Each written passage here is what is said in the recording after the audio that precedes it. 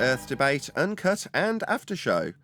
I'm your host Nathan Oakley, and if you are new to this channel, or you've not done so already, then be sure to subscribe, hit the bell notification icon and join button if you'd like to become a Nathan Oakley 1980 channel member and keep up to date with the Flat Earth debate. If you would like to support the channel, there is a super chat that runs alongside each of these shows while they premiere, and there's also a Ko-Fi, Patreon, crypto and thanks button in the info box below the video. Speaking of Patreons, I'm going to do a quick shout out to all of you who do support me on Patreon. So, a massive shout of thanks and appreciation to Gary Hughes, Measured Flat, Chris Wouters, Mr. Amish, Sensual Goat, Mitch Kennedy, Rod, Twards Wazzle, Jason Hornsby, Christoph Fournier, Flat Earth Travolta, JMels24, Unimento, M, Iron26, Endless, Goldie McKinnon, Retro Bill, Level Blame Poem, Michael Kahn, John Kays, Patrick Gunnels, Banter, Mel B. Styles, Hairy Blade, Mobile Max 777, Rob W, Del West Watson, Unbelievable Productions, Blue Ridge Ranger, Abraham Mohammed, Skeptic 936, Life is Short, Texas Mike, Chow Young Cat, David Wayne Foster, and Dank. So another massive thank you to all of you for supporting me on Patreon. Now I will hand over to whoever is in Discord and Google so you can enjoy their dulcet tones while I set up for today's live show. And you need words to describe something or someone. So if someone is being fallacious, someone is being fallacious in the argument, you need to point it out.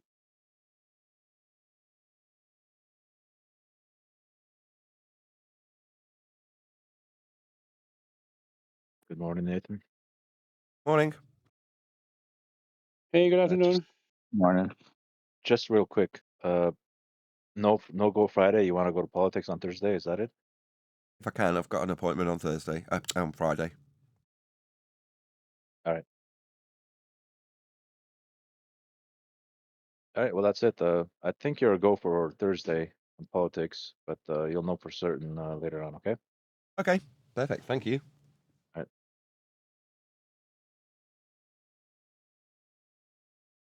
right. I think you walked in on kind of a why would they lie from Matthias.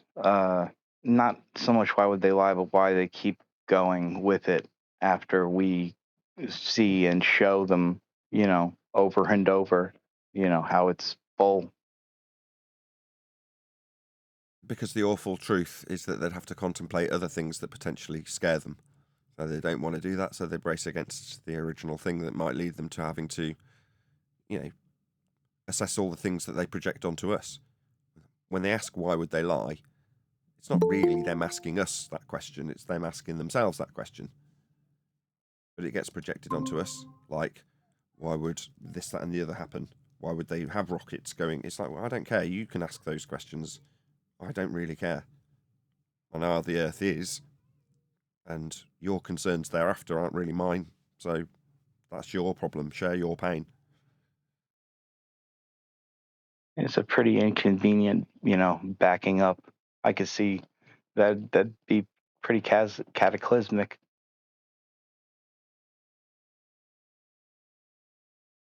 Yeah, but we were talking about flat earthers lying, or flat earthers in a different stand.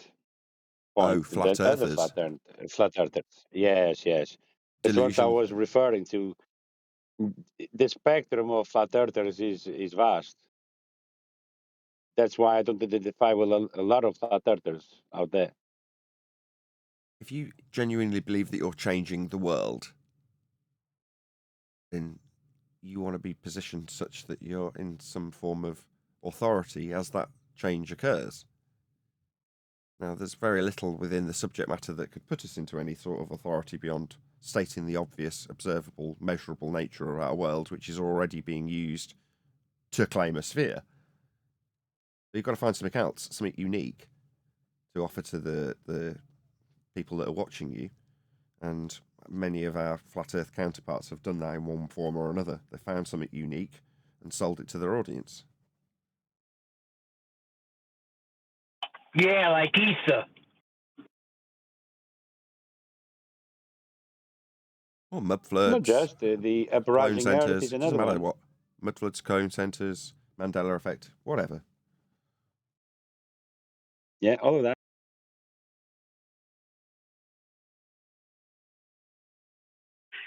So if somebody lies about you and claims you to be something you're not, that makes them a liar, correct? I don't know what it makes them. Wrong.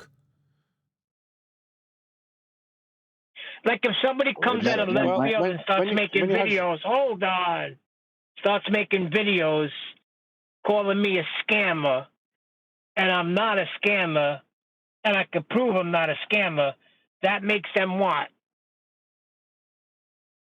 Scumbag. A scumbag liar. Yeah, but when you have someone like Whitsitt, flat earther, on the flat earth debate, talking about the ether, yeah, that implies that every single flat earther thinks the same. They're stereotyping all of us. That's correct. It reminds me of two things. It reminds me of well, pseudo-science, in that, you know, they lump science as a big title to a whole bunch of different, you know, fields.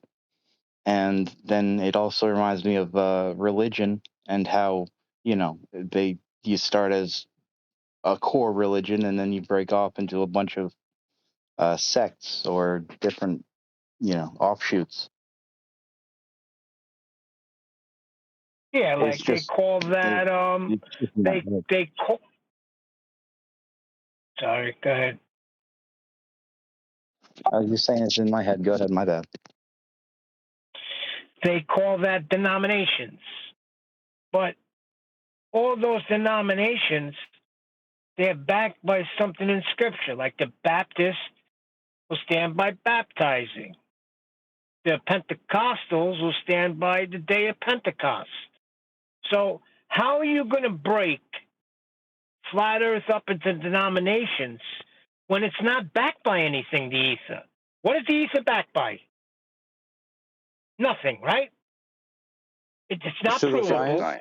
Whitsitt will say on this show, yeah, it's not science, but he'll go on another debate and he'll claim it to be science.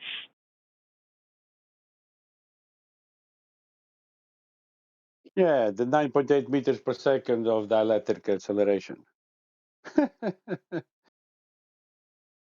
For gases and clouds. You're going to need flat Earth for that.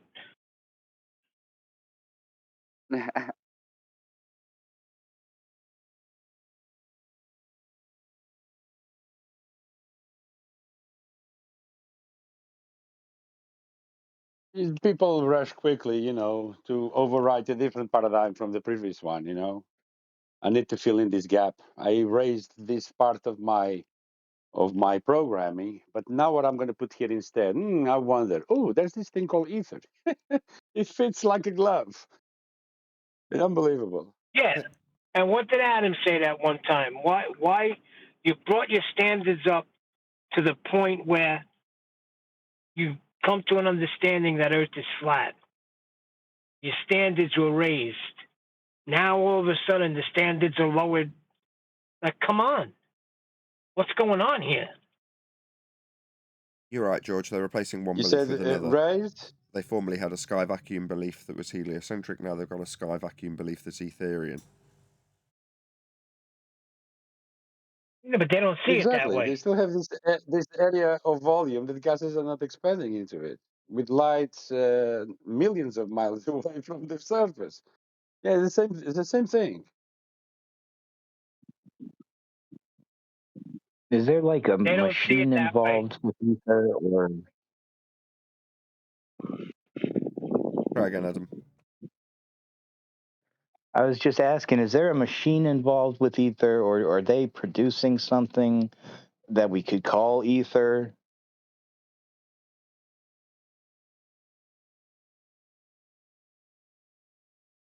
No, there's extended claims of future practical application only. So more ideas, more theory. More promise for the future. What do you like? Free energy? You not like the idea of hoping that will eventually befall you? you know the truth of ether. It's quite tantalizing, I would say.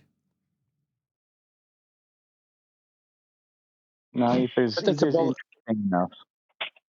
it's a baller concept, isn't it? The ether, the magnetic, the toroidal field, like a nobloid spheroid with the north and the south pole magnetic. It sounds very familiar.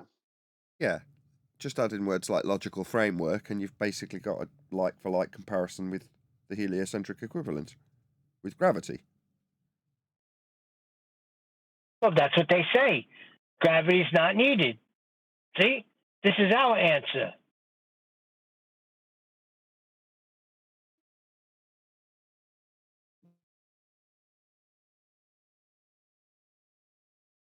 They are pushing the ball and they don't realize it.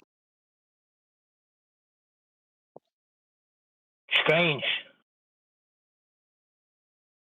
Well, the bowlers will come in and they'll nod Yeah, along because it fits their rhetoric.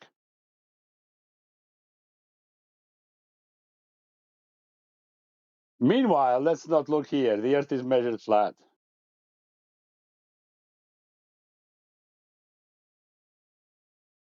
Oh, there's a sign saying the Earth is measured flat. No, ignore it. Don't look there. Don't research. Let's look at the ether. You just have to outshine these people in terms of overcoming a heliocentric worldview and producing evidence for the claim that we're actually making. We are flat earthers after all. And if we are outshining them in that very specific standard, that will speak for itself. That's all you can do. Now, you can bleat and moan and say, oh, they've had so many more opportunities. No, you could do that. But it'll drive you nuts. You can address the nonsense as it comes in front of you reactively, and we do, pondering why they might have more popularity or making greater influence. You know, Adam said this as well. What we're selling is dog poo. Rolling it in glitter's not helping us. People don't want to hear it. Now, the fact that it's real isn't of any consequence to your average Joe Fundy who doesn't want to hear it. Someone who doesn't want to contemplate the awful truth of the reality that they project onto us with all the questions that they have, they don't want to hear it either. Yeah, well, what sells more? Fantasy or reality? Fantasy. The promise of free energy is so alluring that it will entice more people than potentially we can, with just flat out truth about how Earth is measured. Now, while I'm saying that now, I actually don't believe it's true, but only time will tell, right? The more we're out there peddling these arguments and the more people pick up on them. That's why I was so delighted that Mark Sargent echoed the sentiments of this server, having watched a couple of shows because he was featured in them, which is perfectly fine. And then he's immediately gone on his own show and gone, Earth's measured flat. Like, yeah, you haven't got to listen to much or many shows to figure that out and pick up why when we lay it out time and time again. So, you know, people like Mark echoing that sentiment is fantastic. I only hope that expands more. If what the objections from the panel and Discord have been up until now over the last few months is that people don't want the argument to end too quickly. Like, okay, maybe we are dealing with masochists and they want to drag out their pain. Me, I've never wanted that. I always want to get to the quickest end to the argument. So it's a different way of doing things. And if you did want to drag it out, as long as you know how to end the argument, drag it out all you like. As long as at the conclusory point you point out that their argument relies on Earth being measured flat, drag it out for as long as you need. That's what you desire. You don't need to, in reality, but if you feel the need to personally, then feel free to drag it out as long as you conclude that Earth is measured flat, because it is. It'll be in their claim at some point. Now, 4 months into this as a rhetoric for us on Flat Earth debate, I still miss it. You know, when John's on the panel, he'll pick up on various things, normally to do with up and down, above or below, in terms of its referencing a flat plane, which I'll miss. Don't get me wrong, give it another month and I won't. But we're still learning here on the panel. A year from now, we'll all be dab hands and therefore more effective when we use these arguments against our opponents and people see it and hear it and read it in comment sections. Now, the ideal would be that every single time someone does recognise that, they're making their way back to this show to get to the source. Unfortunately, Flat Earth seems like crabs in a bucket. People want to drag you back down if you're getting anywhere near the edges. Well, so be it. Greater Good suggests that we should just keep putting out the arguments and outshining our ether-believing brethren.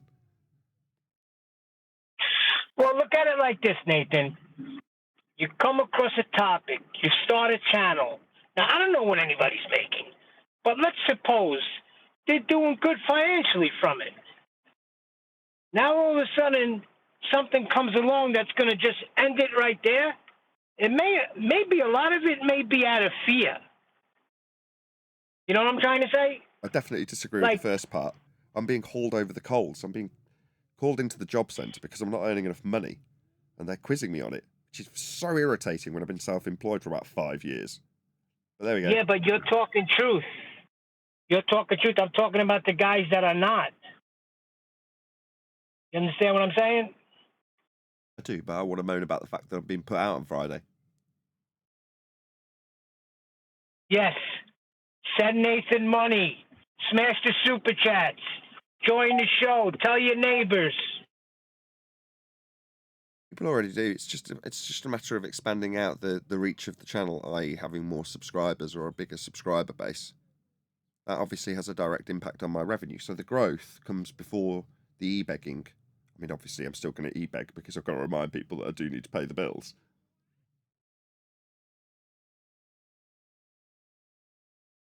That's what they're quizzing I me just about. recommend everyone to listen. I recommend everyone to listen to the show in the loudspeaker. It's a good way of promoting the show. As long as we can keep the language clean. In my opinion. I agree. There's plenty of As people long who as are we listening can to it keep the in language places clean, and yes. businesses that otherwise potentially won't if we don't keep the language clean. Hey, George, I used to do that on a job site. Used to drive the guys crazy. Back in 2015, 2016. I did yesterday from I did yesterday from a bus, a public bus, yeah, with a lot of people in the bus, and I was on the show. Not on this show, but I was participating on a debate. No problem. I've had loads of people tell me that are retailers, in other words, dealing with the public. With like one instance was a market trader, and there's other specific shop owners, retailers, and such like that make it clear. No, we do have your show running in the background. Now they're not necessarily saying please don't swear, but when they say those things, you suddenly become acutely aware especially when you're in the scenario, you're actually in the shop, whichever shop it may be.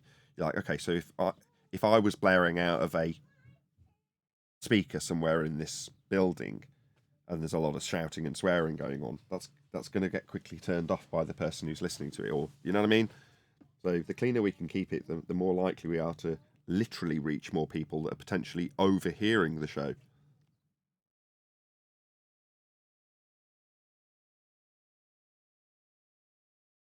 That's what I'm being quizzed about on Friday. In case you were interested, nobody's actually asked, but I'm going to tell you anyway. So I'm sure I mentioned this yesterday. I was actually supposed to do this appointment last Saturday, but I had a problem with my knee. And yeah, I won't rehash that story. Nevertheless, they're calling me in to say, what can you do to earn more money? Because you're not earning enough. So the reason I'm doing this job centre appointment is because they've, in England, changed the way that benefits get paid for children. Now, my wife, in her wisdom, went, all right, they've changed the system. I'll promptly change to the new system, which has immediately caused me to get a load of letters from our council saying you need to come in for appointments. What for? Well, so we can scrutinise every penny you don't earn and ask you questions about how you can earn more. We're like, oh, right. Well, isn't that wonderful? Thank you. I kind of wanted to be self-employed so I would never have to speak to you ever again, ever. You know, I've been actually unemployed and had to go into job centres to do similar interviews. But when I've been out of work, not when I'm slugging my guts out 24/7. It's like the last thing you want to do is take a day off to go and talk to someone about how the government want you to earn more money. It's like, get lost. On the other hand, my wife was like, well, they do actually give us about 500 quid towards all these lessons we pay for. I'm like, oh, well, I will go to the appointment then, cap in hand. Because it does actually, it's a fairly substantial wedge of money that I'd lose, or my wife would strictly lose, because it goes to her, not me. But Yeah, it but covers things for the you're kids. not looking for work. I know, that's the most annoying thing. Yeah. But That should be one of the first questions they will ask you. Are you looking for work? And the answer is no, I'm not. it's not that kind of appointment. Tell them you'd like appearances on television in live debates. Yeah, you do work. You have a live show like this one. Yeah, they know all You that. just need to log in and click on it. Yeah, they know all that. They know all that. I've handed them all the information for all that. Doesn't change the fact that they're still quizzing me and asking me how I can earn more money, which is precisely what they're doing. Anyway, I'll go with a list of things that I've done over the last month, which is extra work to tell them about, doing this and that and the other. Anyway, that's my moan over. Let's change the subject.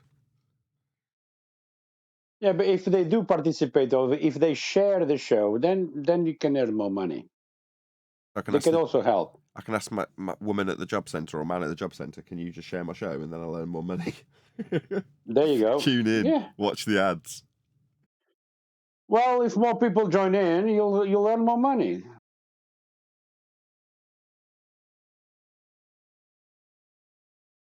Indeed. That's why I e-beg more often than not for people to share the show, because that's what expands the reach of the show. And if you've got a greater expanse and a greater audience base, then you've got potentially more people who will say, oh, we'll smash the super chat, send you a PayPal, give you a Ko-Fi, whatever. Join as a Patreon.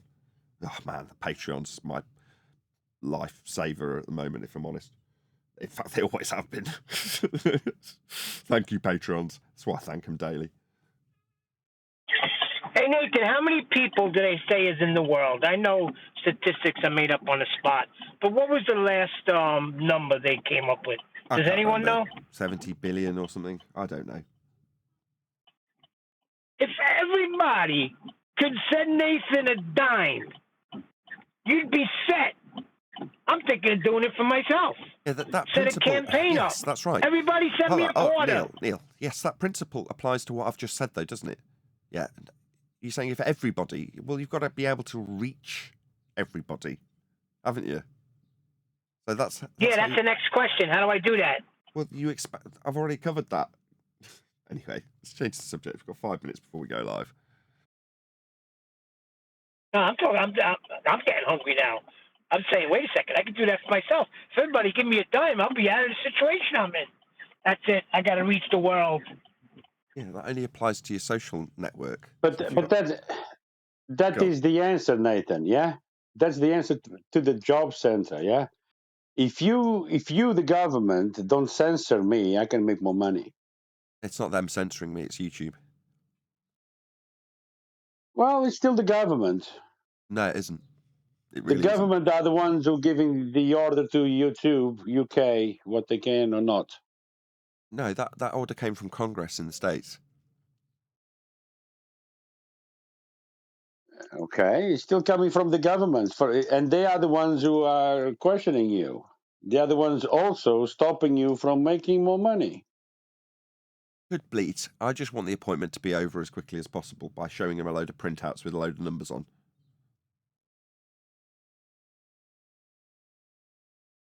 Anything, they've cost me money because I've had to get my accountant involved to produce some of the documents that they wanted. It's like, I don't want to be paying my accountant to do anything other than making sure I don't pay any tax.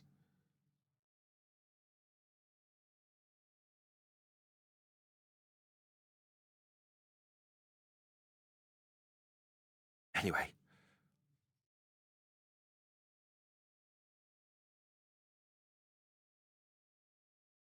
Let's just keep plugging forward,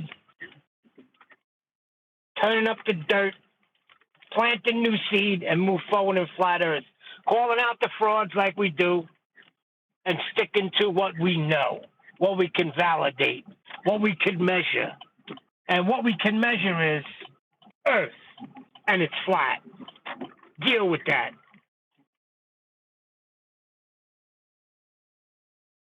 Yes, we'll do our damnedest to keep the show as informative and entertaining as possible, Neil.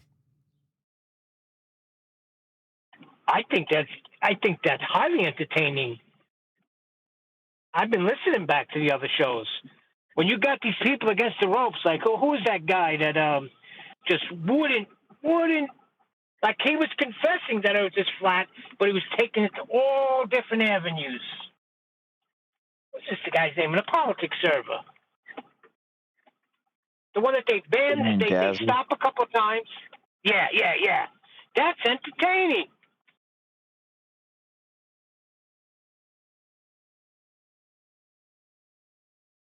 I mean, I'm still entertained.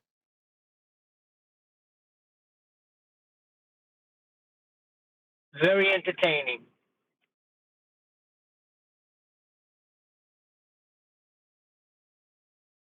It does cut the argument short, though. Like when you realize that everything they say is flat or requires a container and is measured that way, and there's nowhere to go. That's perfect. Perfect.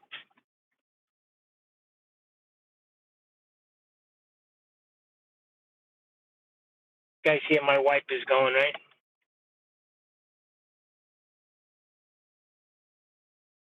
Listening back to the show, not only the wipers, but every time I make a freaking turn, the signal sound is on.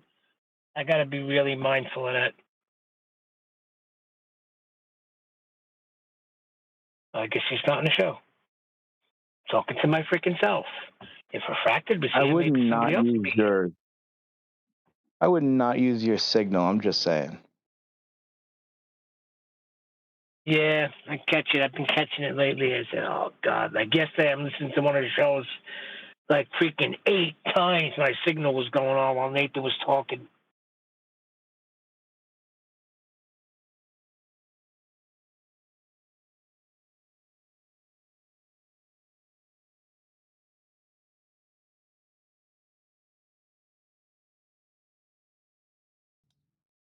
Terrible. Hello, Nathan. Hey, good afternoon.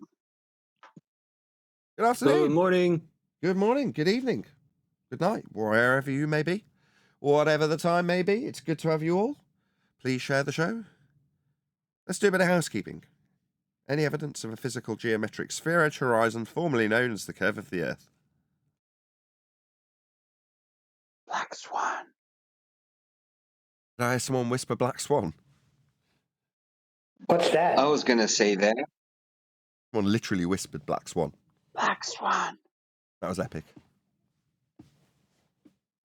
What's the Black Swan? If the Earth was a sphere with a radius of 3959 miles and every distance to horizon measurement could be no more than 1.2 times the square root of the observer's height in feet, distance to horizon in the image we call the Black Swan is beyond the geometric limitations at 1.2 times the square root of the observer's height in feet. Therefore, the Earth is not a sphere and the horizon is not Earth curve. I never said those measurements. Where did you get that from? From the claim that the Earth's a sphere, based on the 3959 radial measurement off a flat plane, used to infer Earth's sphericity. You forgot the no atmo day. What does that mean, no Atmo Day? No Atmo Day is I an mean, assertion that the original... you need to curve. Go on, George. You need to be able to curve a flat plane in order to turn it into a sphere. Not exactly. No Atmo Day is their assertion that there's a straw man in the peace statement. When we say, if Earth's a sphere with a radius of 3959, we are reasserting their original claim, which is that there is physical Earth curve geometry, which says there's a hill, physical in nature, getting in the way of your view of things, with boats falling over it. That's their claim. Now, because we're debunking their claim by showing that isn't the case, you're not measuring physical geometry for boats to fall over, aka Earth curve. They say, oh, well, the original claim you say in the modus tollens is a straw man, because it doesn't account for atmospheric refraction. That is to say, we wouldn't expect to have straight lines to anything. Okay, given that you wouldn't expect to have straight lines to anything ever, you won't be doing dip correction, because it's an angle correction. You won't be utilizing horizontal planes of reference because they're straight. And you won't be getting tangents to anything. In other words, the moment they say refraction, every part of their geometry, which requires straight lines, falls by the wayside. They're relinquishing their own claim. They're committing intellectual harry-carry on the spot when they say refraction. They haven't figured that out yet. John knew it when he made the argument and wanted them to say it. Now, 4 years later, some of them still believe that saying refraction is actually a rebuttal as opposed to a relinquishment of their claim that they've got a physical Earth curve edge called the horizon. That's their claim. Telling us that it's a straw man is basically saying Earth curve is a straw man. That's what they're actually saying when they say refraction. That's the most amazing part, that after 4 years, they still don't realize it. Some people are dumb. And a seeming So there rebuttal is is an as good as they official. need sometimes. Go on. Sorry, George. Oh no, that was Adam and me. So there's an official calculator, and it's been debunked with simple tools as a camera, and that's pretty much a Black Swan. Yes and no. The tool, yes, is the camera for capturing the image, but you need a yardstick. And in the case of the Black Swan, the yardstick is the fixed to the ground position of the oil rigs, because you can then specifically say the horizon's beyond 10 miles because that's where the oil rigs are and that's where the horizon is beyond it. So it's unequivocal in terms of your statement of fact when you describe the distance to horizon. Now, because the modus tollens relies on distance to horizon measurement, showing it way beyond its physical limitations is the crux of the argument, but you can only prove that if you've got a yardstick in the form of the oil rigs. Yeah, those are key, those I oil tend to rigs. simplify, but Go on, Adam. I was just saying I do tend to simplify or maybe oversimplify, but yeah, I understand. You're not doing anything wrong. I'm over-emphasising the detailed aspects of the argument for the audience's benefit. It doesn't mean you're doing something wrong. You're not oversimplifying it. Far from it. All you need is a camera. Going out, took a picture, actually a video. And you can show that the horizon's beyond the physical limitations they claim in the Earth curve maths. They say, well, we're not claiming physical limitations of boats going over horizons, refraction. It's like, well, when you say boats going over the physical hill that we say is Earth curve proves that there's Earth curve, and then you say, well, but other than the fact that we're not actually seeing anything go over anything, it's a refractive effect. Well, then you're not proving your Earth curve. Exactly. Any scientific evidence of gravity? Nathan, are you Scientific talking evidence about of all what? things going down? No, not all things go down. Hold on a Well, second. is How that can the you have gravity you're talking about? scientific proof? How can you have scientific proof of a concept? The You can't. bending of space-time caused by the uneven distribution of mass. It's a concept, Yeah, mathematical not a concept. scientific Yeah, claim.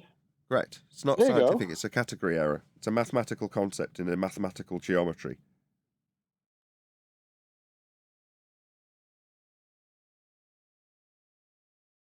Yeah, you can't have Well, phenomena that's for why I asked. abstract. Are you talking?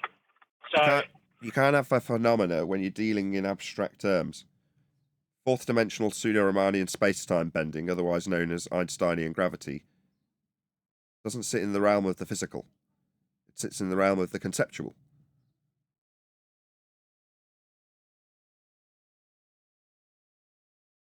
There you go. That's the answer. No scientific proof. Wrong genre. Any evidence of axial rotation of the Earth-based variety, of course. Oh, you're going to need a flat plane to derive an R value. Speaking of which, any evidence of the R value? Earth radius, spherical, again, in nature. Black Swan. Yeah, Black No, Swan. but they've been taken to asking to pretty much us turning it around on us and trying to make it like it's our claim now, but it's their claim and always has been. The radius claim. How can they turn a spherical radial claim into our claim? I don't understand. Because we say if it's this, then it's that. But even if it's the size that we're saying, it would be the size that they're saying. So basically, it's saying that they're saying that we're saying what they're saying. That God, kind of this thing, is I know what you mean. confusing. When their claim fails, they often project their claim that's failed onto us like it's our claim. Is that what you're suggesting? Yeah, pretty much. Yeah. So it's your straw man in the modus tollens when we assert that if we assess your claim of Earth being a sphere, well, you saying you'll assess our claim of Earth as a sphere becomes your claim. No, it's us taking your claim and then And it taking just a goes dump on it. to that calculator. And it just goes back to that calculator. The best example of that is always going to be Simon Dan.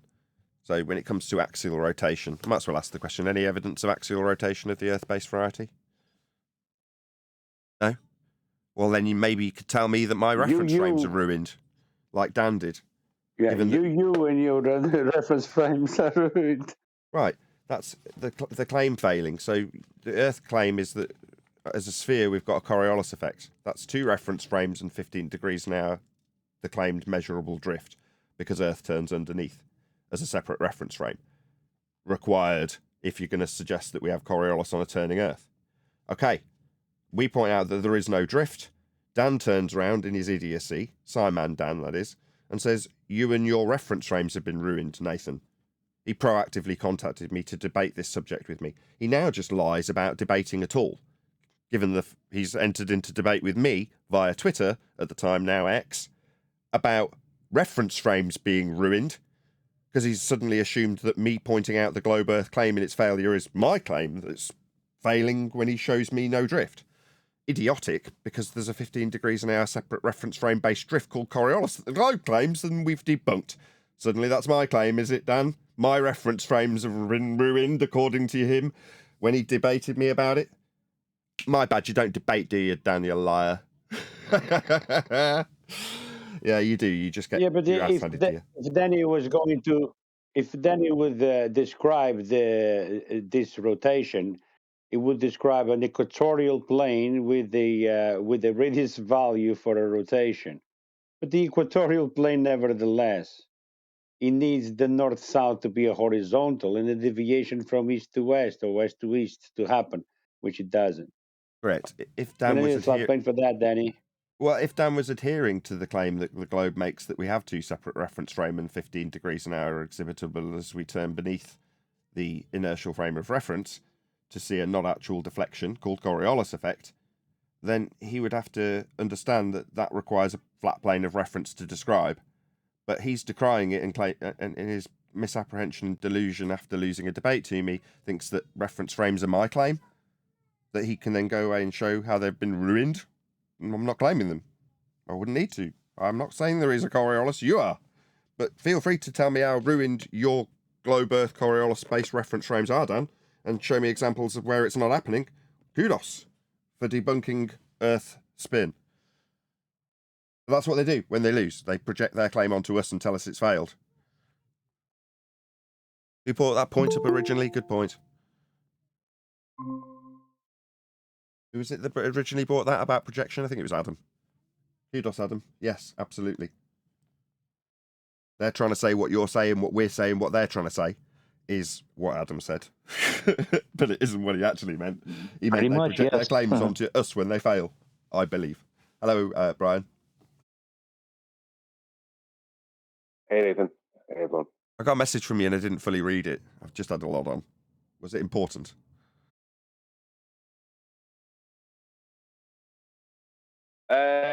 Well, I don't know if now is the time to talk about it, but it's just me pointing out that if you're claiming that there is no horizontal measurement with the elevation angle, then you can't use that as part of measured flat, because you're not measuring flat at that point. You're only measuring within that claim, where you're claiming the horizontal is only calculated. Then at that point, you're only measuring vertical. Now, I think vertical and flat should be synonymous, but they're not.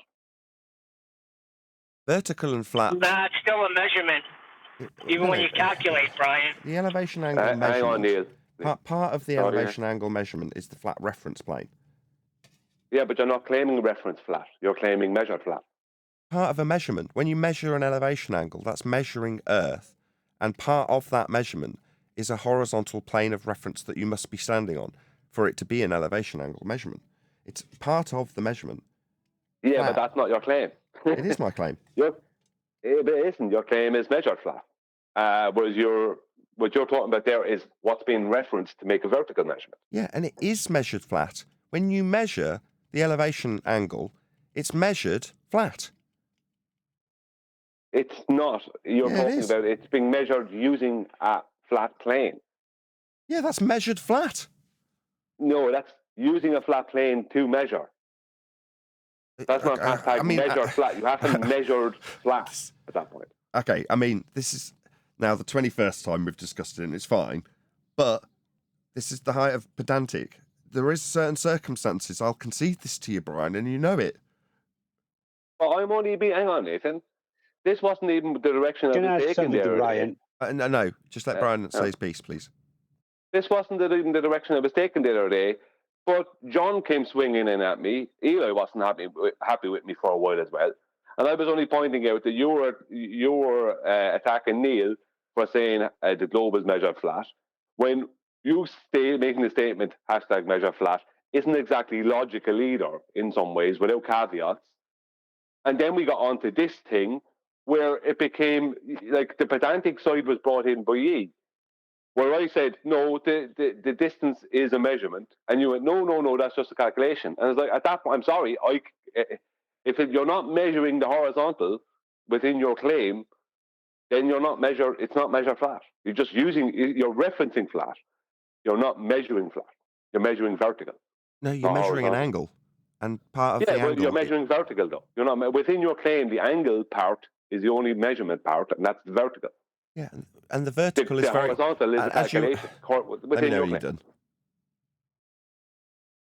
What? Yeah, vertical and horizontal are intrinsically linked. And you're measuring an aspect of a horizontal, that's the elevation, by way of its angle. And intrinsic to the angle, intrinsic to the measurement, is a flat Earth. It's absolutely 100% intrinsic to the measurement. Now, measured flat is correct when detailing an elevation angle, because that angle measurement is with respect to a flat Earth. That's how it's defined. Yeah, but that's referenced. You're referencing flat to make... I'm not. See, you are referencing flat. I'm measuring an angle. I'm measuring angle. an angle. So I'm measuring an angle. The angle is specifically an elevation angle. Yes. In specific, right? Yes. That's a vertical.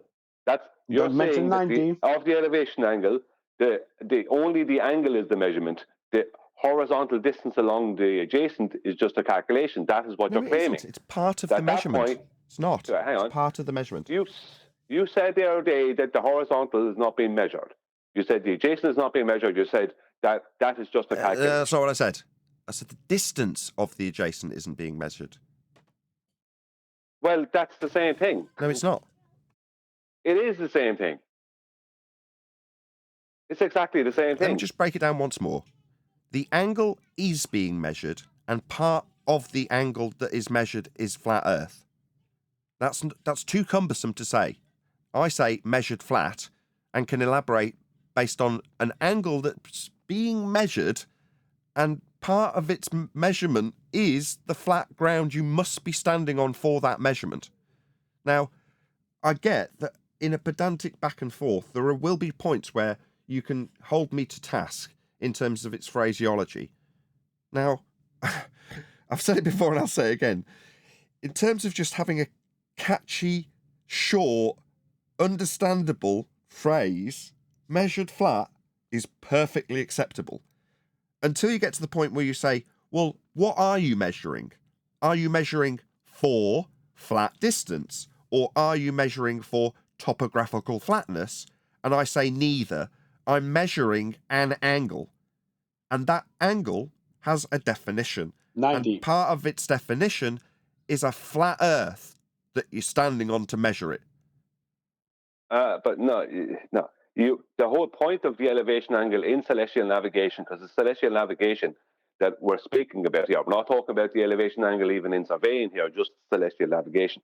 The whole point of that is to gain a horizontal distance between the observer and the GP point of the celestial body.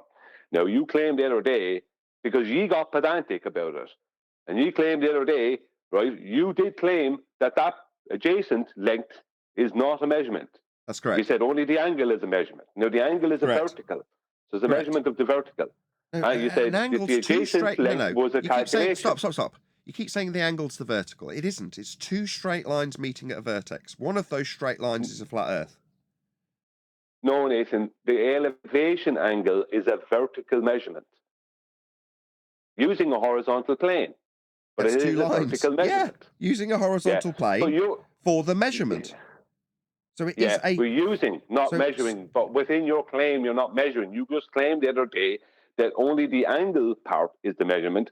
The length along the adjacent is a calculation. That's correct. Right. That means that you're not measuring flat. Yes, you are. Part of the angle measurement is a flat Earth. No, you're referencing flat to make a vertical angle measurement. Yeah, part of the measurement within is your claim. Flat, which I'm is just pointing out yes, your you're own correct. claim. Yeah, at this point, yes, this is where I say, okay, based on how you've caveated, the reference plane that is part of the angle measurement is flat. Therefore, not acceptable to abbreviate to measured flat. I don't agree, and I'm happy for you to disagree. But we can't move forward in this. You understand implicitly what is being done. You are referencing a plane as part of the angle measurement that is a flat Earth prerequisite. I say measured flat. Well, I have no. Look, if you want to use the term measured flat, that's fine. I don't. That's not my problem, right? I understand why you use that term, and my problem wasn't that. My problem, right, started off the other day with you jumping on Neil, right, when technically you using that phrase requires caveats in reality to really make the point. So Neil could say the same thing, that he could say, well, it sounds ridiculous till I go through all these caveats, and then you can see what I mean by it. Yeah, what did he say? What did I object to? Well, he said, you objected to him saying it's hashtag globe is measured flat. It's because it's absurd. Yeah, globe. It does sound absurd, but to some people, hashtag measured flat sounds absurd as well until you add in caveats. No, it's not absurd. I can justify it 6 ways. It's not absurd. I can just have justified it 6 ways from Sunday. You can't ever justify globe measured flat. It's an utterly absurd contradiction in terms. But the point is that when you add in caveats, it does sound ridiculous to add in caveats, and then you can explain Neil could explain what he meant by that statement. The same has to be true for hashtag measured flat. No, it is not. Because you must add. No, it is. It's not. It's not a contradiction in terms, and it's not absurd. It is. There is because the other day, right? You and John and other people claimed that the adjacent length was just a calculation. Correct. That means the whole flat part of it, because flat is not synonymous, although I think it should be, it's not synonymous with vertical. That means that the only actual measurement you have is a vertical, using a horizontal plane. But that's not measured flat. That's measured vertical. Using a horizontal plane? That's not measuring flat. So what? Yeah, it is. It's part of responding. Your statement is hashtag measured flat. Yes, it is. It's part of the bleeding measurement. You just described it. Why is the measurement? What are you measuring? A flat Earth and an imaginary line to an object in the sky. If you're measuring a flat Earth, then you have to be measuring the adjacent length. The thing you don't have to get the length. You just need the adjacent. No, but you say you're measuring a flat Earth and you're measuring a height of a celestial body. That's correct. But the other day you said the only part of that whole process as a measurement is the elevation. Yeah, the height is the angle. But the height's not distance, though, is it? The elevation angle is very specifically not the star's height. It's the angle with respect to a flat Earth. That's all it is. Yes, but it's a vertical. The point I'm trying to get across to you that you're fighting hard against is your claims the other day contradict hashtag measured flat.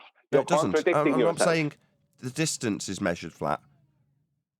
Well, the distance is the only part of that is flat, technically.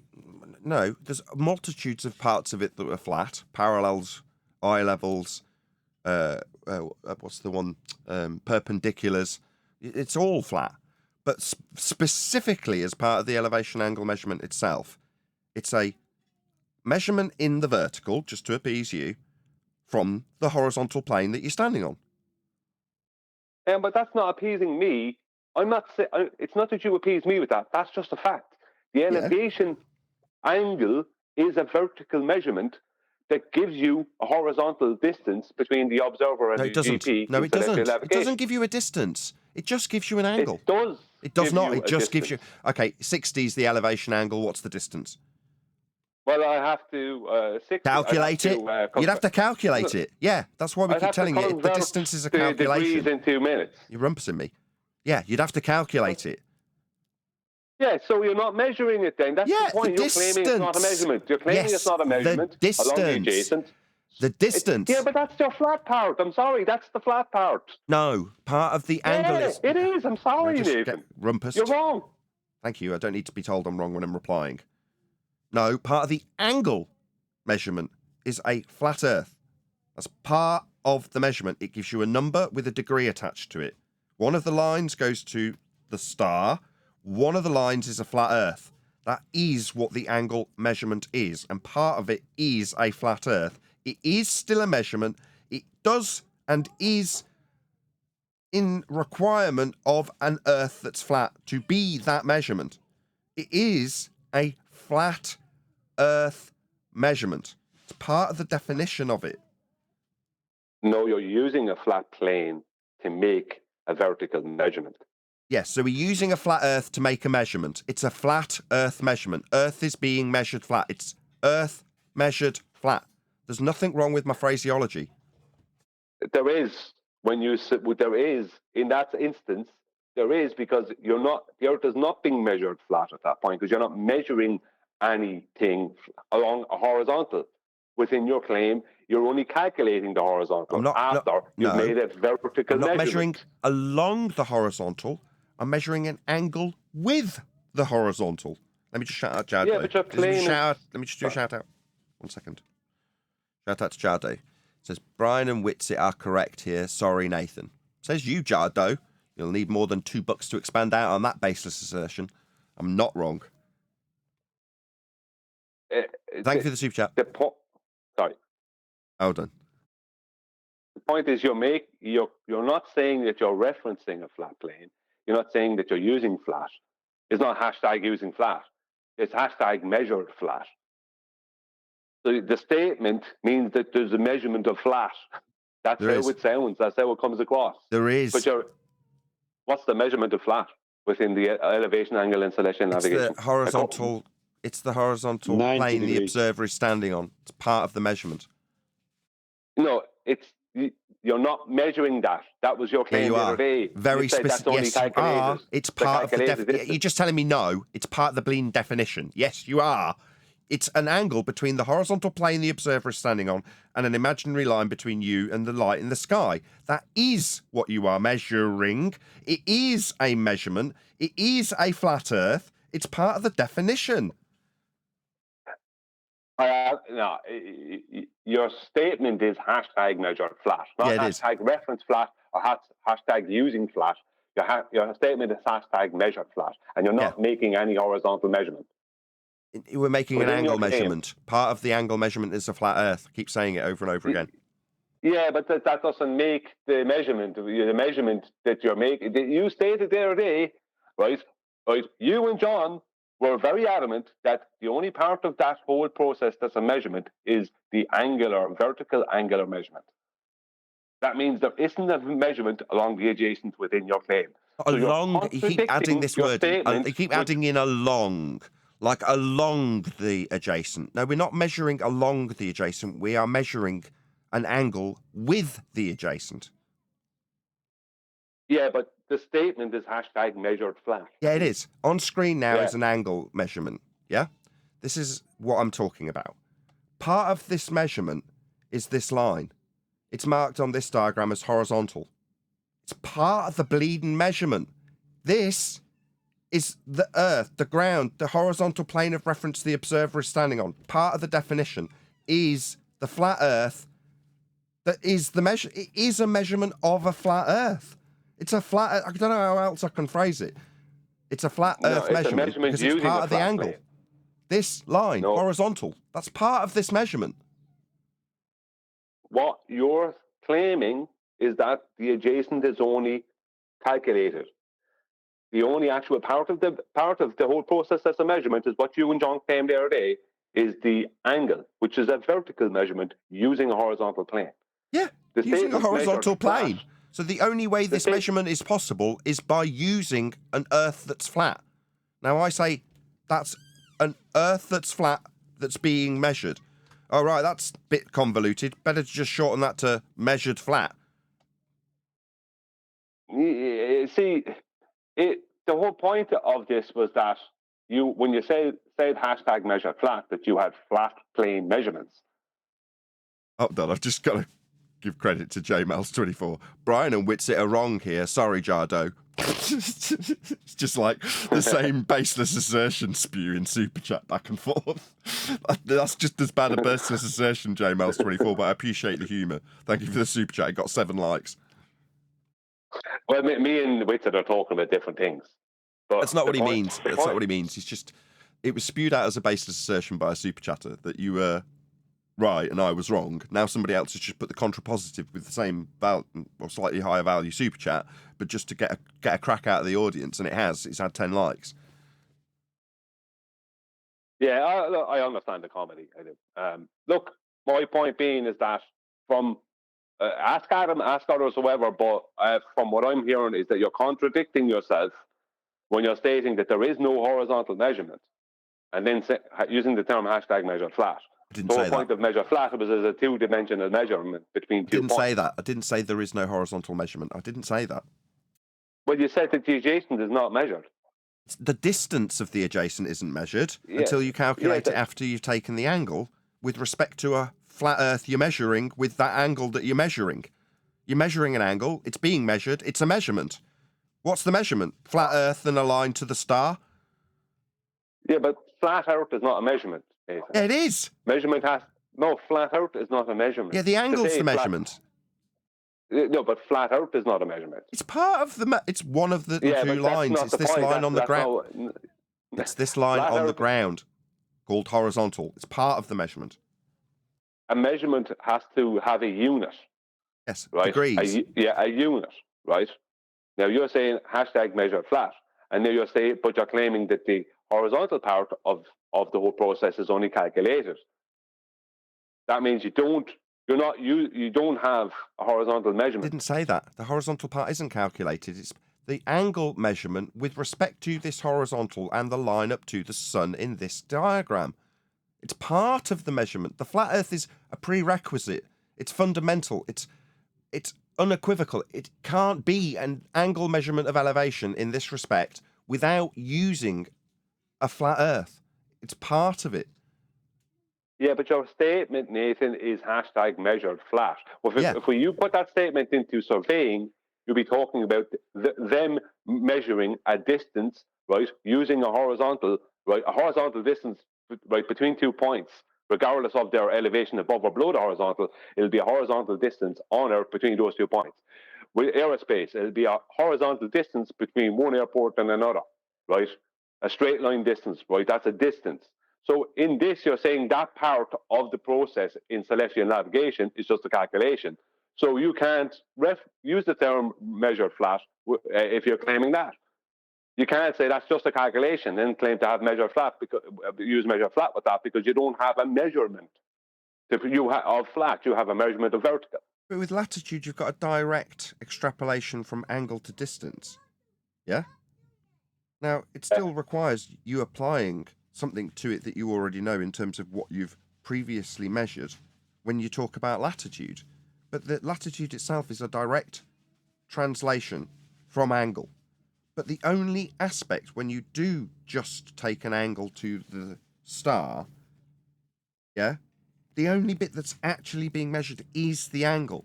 And what is the angle? An angle between a flat Earth and whatever, in this case, Polaris.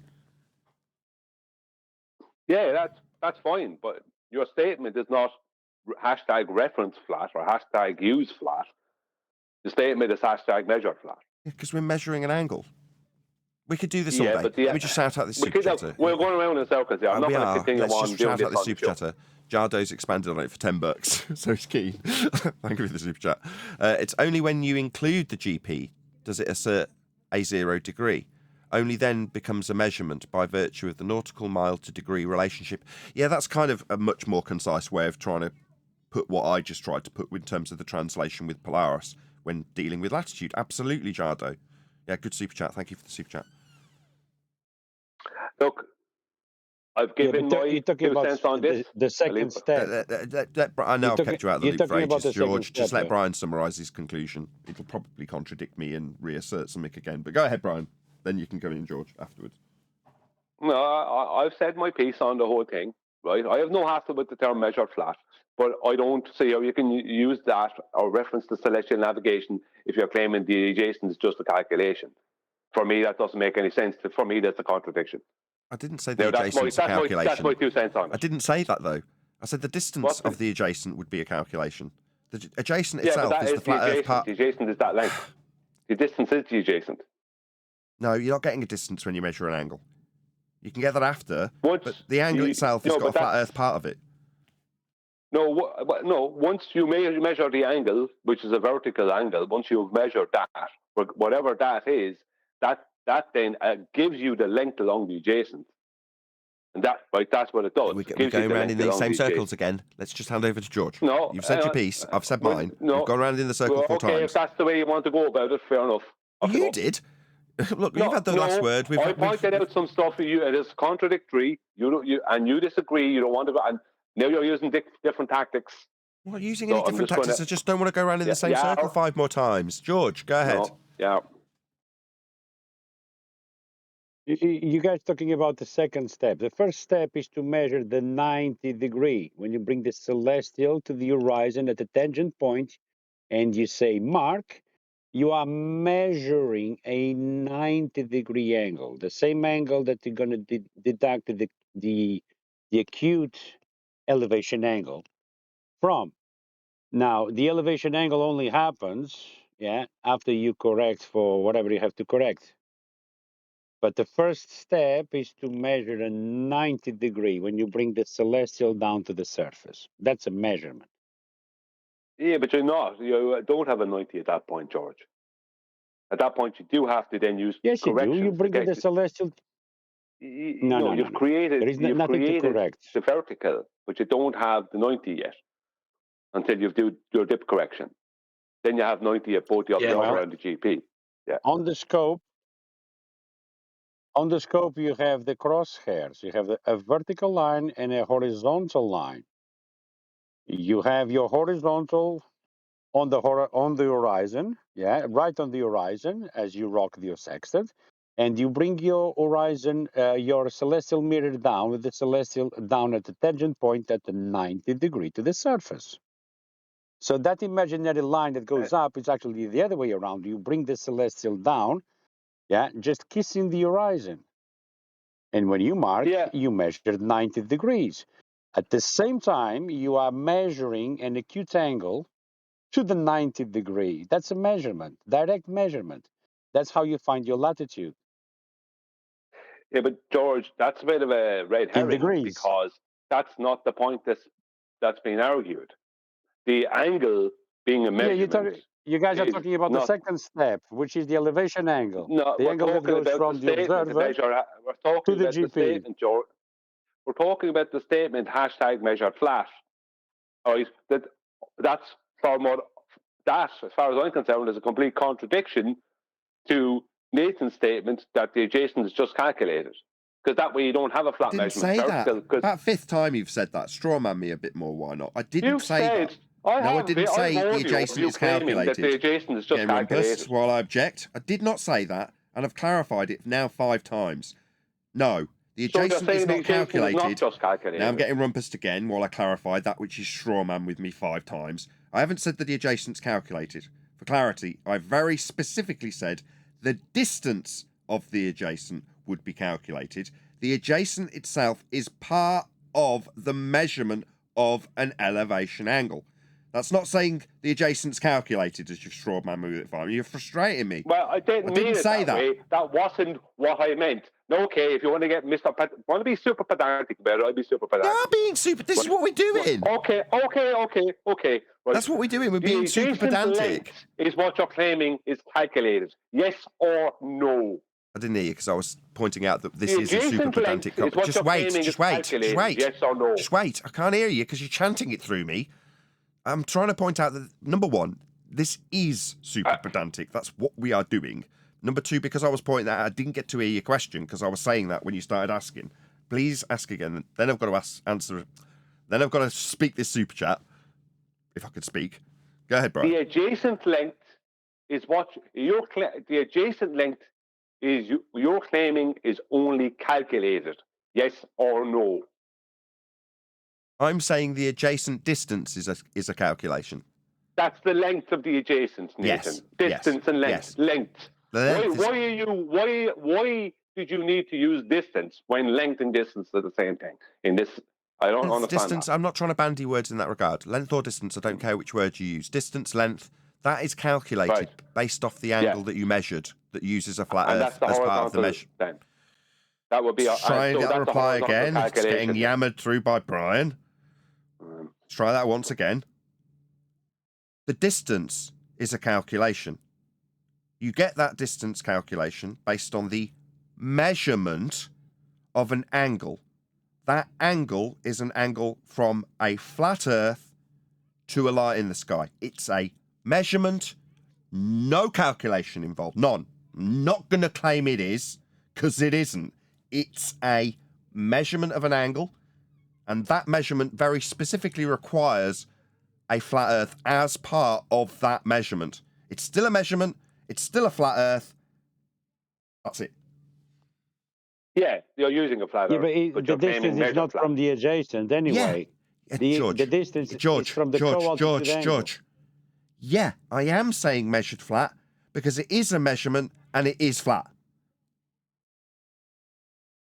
What's flat? The measurement you're claiming the only part of the process that's measured is vertical. No, it's a line in the vertical from the That's two. The point within your own claim. The two are intrinsically linked, vertical and horizontal, in this regard. So a measurement in the vertical is with respect to the horizontal, and in this case, it's with respect to a horizontal that is the flat Earth you're standing on, because it's part of the definition of this measurement. A measurement is a number in units. Yeah, right? Degrees in this case. Right.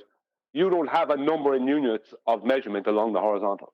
No, Within for the your fifth, claim, bleeding, sixth time, no, I'm not claiming you have got a measurement of distance. That's a straw man because I'm not suggesting you have. That's a calculation for the sixth time. Yeah, it's not a straw man. I'm pointing out the contradiction. Not a contradiction just because it's not what you want it to be. Contradicting yourself. Just not being distance measurement doesn't mean it's not a measurement. It's just not a distance measurement. It's not a horizontal measurement. Yeah, it is. It's part of the measurement of the angle. A horizontal plane the observer is standing on is very specifically part of the definition of this measurement. Okay, I have an elevation angle of 60 degrees. What's the horizontal measurement? It would be the baseline that the 60 degrees has come from. It's intrinsic to the fact that you just give him I'm answering you. It's intrinsic to the number that you just gave. The 60 comes from the horizontal plane of reference that the observer would be standing on if that's an elevation angle measurement. If you say 60 elevation angle measurement, then I know immediately that it's come from a flat Earth because it's a flat Earth measurement. It can only be done from a flat Earth. That number comes from the flat Earth. It's the horizontal in the measurement. You don't have a horizontal measurement. You're using a horizontal. You don't have a measurement of a horizontal. The measurements of a degree with respect to the horizontal that's part of the measurement. Yeah, with respect to a horizontal, but the horizontal is not being measured within your claim. Within your claim, it's an elevation angle measurement. Using horizontal plane. Yeah, it's an elevation angle measurement, and that measurement specifically requires a flat Earth for it to be that measurement. But that's not your statement. Your statement is not hashtag using flat, hashtag referencing horizontal or referencing flat. It's hashtag measure flat. But you're not measuring anything flat there. Okay, let me just ask you this. Is it an elevation angle? Let me just ask Brian this. Is it an elevation angle reference? Is that what we call it? We call it an elevation angle measurement. So should I just change my terminology? Because when we take an elevation angle measurement of a flat Earth and a line to the star, I can't say that measurement is a flat Earth measurement because the measurement isn't of distance. Is that correct? No, you can say that's a flat Earth measurement, but when you say hashtag So I can say it's a flat Earth measurement. Yeah. Yeah, I will. Earth is measured flat. That is a flat Earth measurement. Elevation angle measurement is a flat Earth measurement. I will say it's a flat Earth measurement because it is a flat Earth measurement. Glad we got to the conclusion finally. That's brilliant, but hashtag measured flat is not. Yeah, it's a flat Earth measurement, and I shorten it to a hashtag of measured flat because it's a flat Earth measurement elevation angle measurement, but hashtag it's a flat Earth measurement elevation angle measurement isn't as catchy. It's just a hashtag. But Earth is measured flat. Hashtag measured flat. There's no problem here. I have no hassle with the use of the hashtag measure flat. No, I don't use it myself, but I understand that I have no hassle with This it. is 21. There'll be. I assure you, there'll be a 22nd time. We will do this again. I have no hassle with it, but the other day, right, you wanted to get very pedantic with me when I was just trying to point some stuff out. Yeah, about Neil. I'm trying to point out a contradiction in two things. There isn't one. A statement you're making. There is a contradiction, and I'm trying to point it out. You don't want to accept it. Now, I'm not going to go any further with this on the show. I want to leave it at that. At least people make up their minds or whatever, agree or disagree with me. I've made my position clear on it. Jolly good. We'll do it again. It was good fun, and I like doing it. This is more fun because, number one, I know that Brian knows his stuff, and there's going to be points that you can hear back if you listen to that little tete-a-tete between Brian and I, where I'm stuttering and stammering because I'm getting frustrated by him. Because Brian can tie me up in knots like no Glober can, right? I'm dealing with my own kind now, and they're the people who can get one over on me and will push me into a corner and get concessions. Doesn't mean I can't get them out of Brian, though. It is measured flat. Yeah, I know. Hashtag measured flat. It's more difficult. No, don't get me wrong. It's more difficult debating you or Adam or anyone else. John. You're not kidding. Like, even though I was going loggerheads with John, and I often do, John is a legend.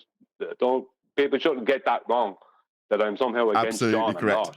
Right. But that's why we're all sharp, right? We keep each other sharp. When we get accused of being an echo chamber, the most vitriolic debates that we have are between each other. That's when we really lose our temper with each other.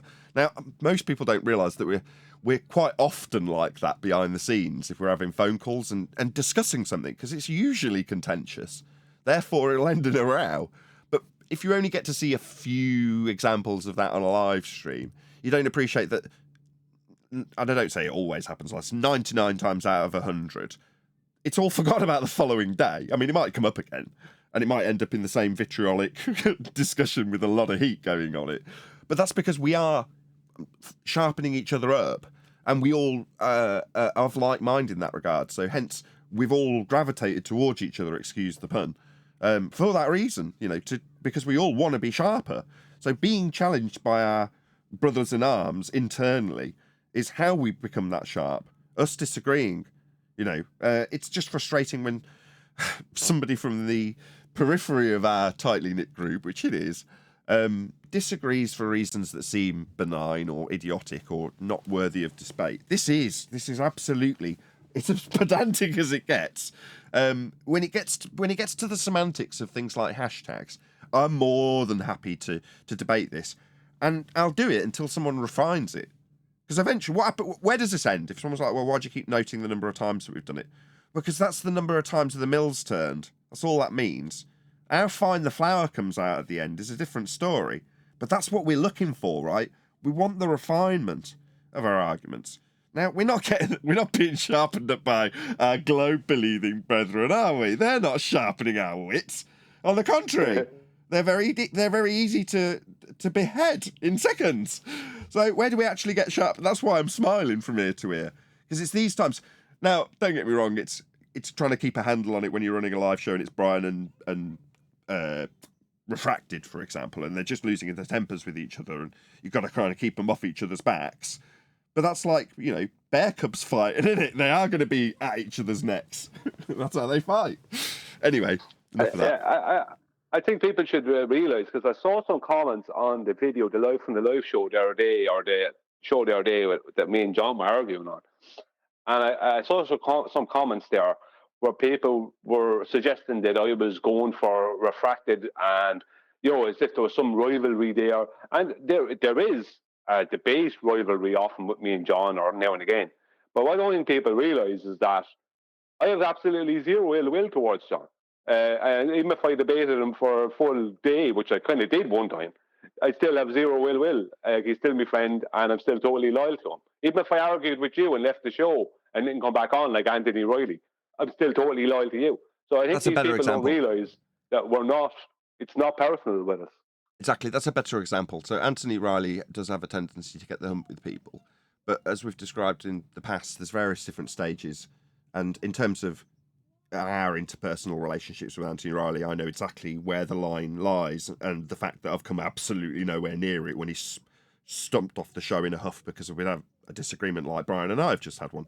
I know full well that in a given period of time, Anthony will just, come back like nothing's happened. It might not be the next day like we're describing here in the example, and that's an over-exaggerated example. People do fall out over contentious issues within the debate. Sometimes on the live show, sometimes behind the scenes, but we never, in my experience to date, there's very few of us that, even the ones that have strayed away, it hasn't been for those reasons. Very seldom will someone fall out over a contentious point on topic and then go, I'm never talking to you again. Now, they will say that. It doesn't mean that they'll mean it or it'll ever actually happen. It doesn't happen, in fact. And I've been saying that for months with Anthony Riley. He's actually had a lot on, which doesn't surprise me in the slightest. And he wanted to tell me all about it when he next got in touch. He's like, this is all the stuff that's happened. This is what I've been dealing with. And none of it was related to what it stormed off the show about. That didn't even come up. So all the people who are in the periphery go, Anthony's... No, you just don't know the general relationships between everybody on the show. And most of us quite close. Yeah. Go on. Well, I'm glad this happened while Refracted wasn't here. Because if he was here, oh boy, he would have been taking you back.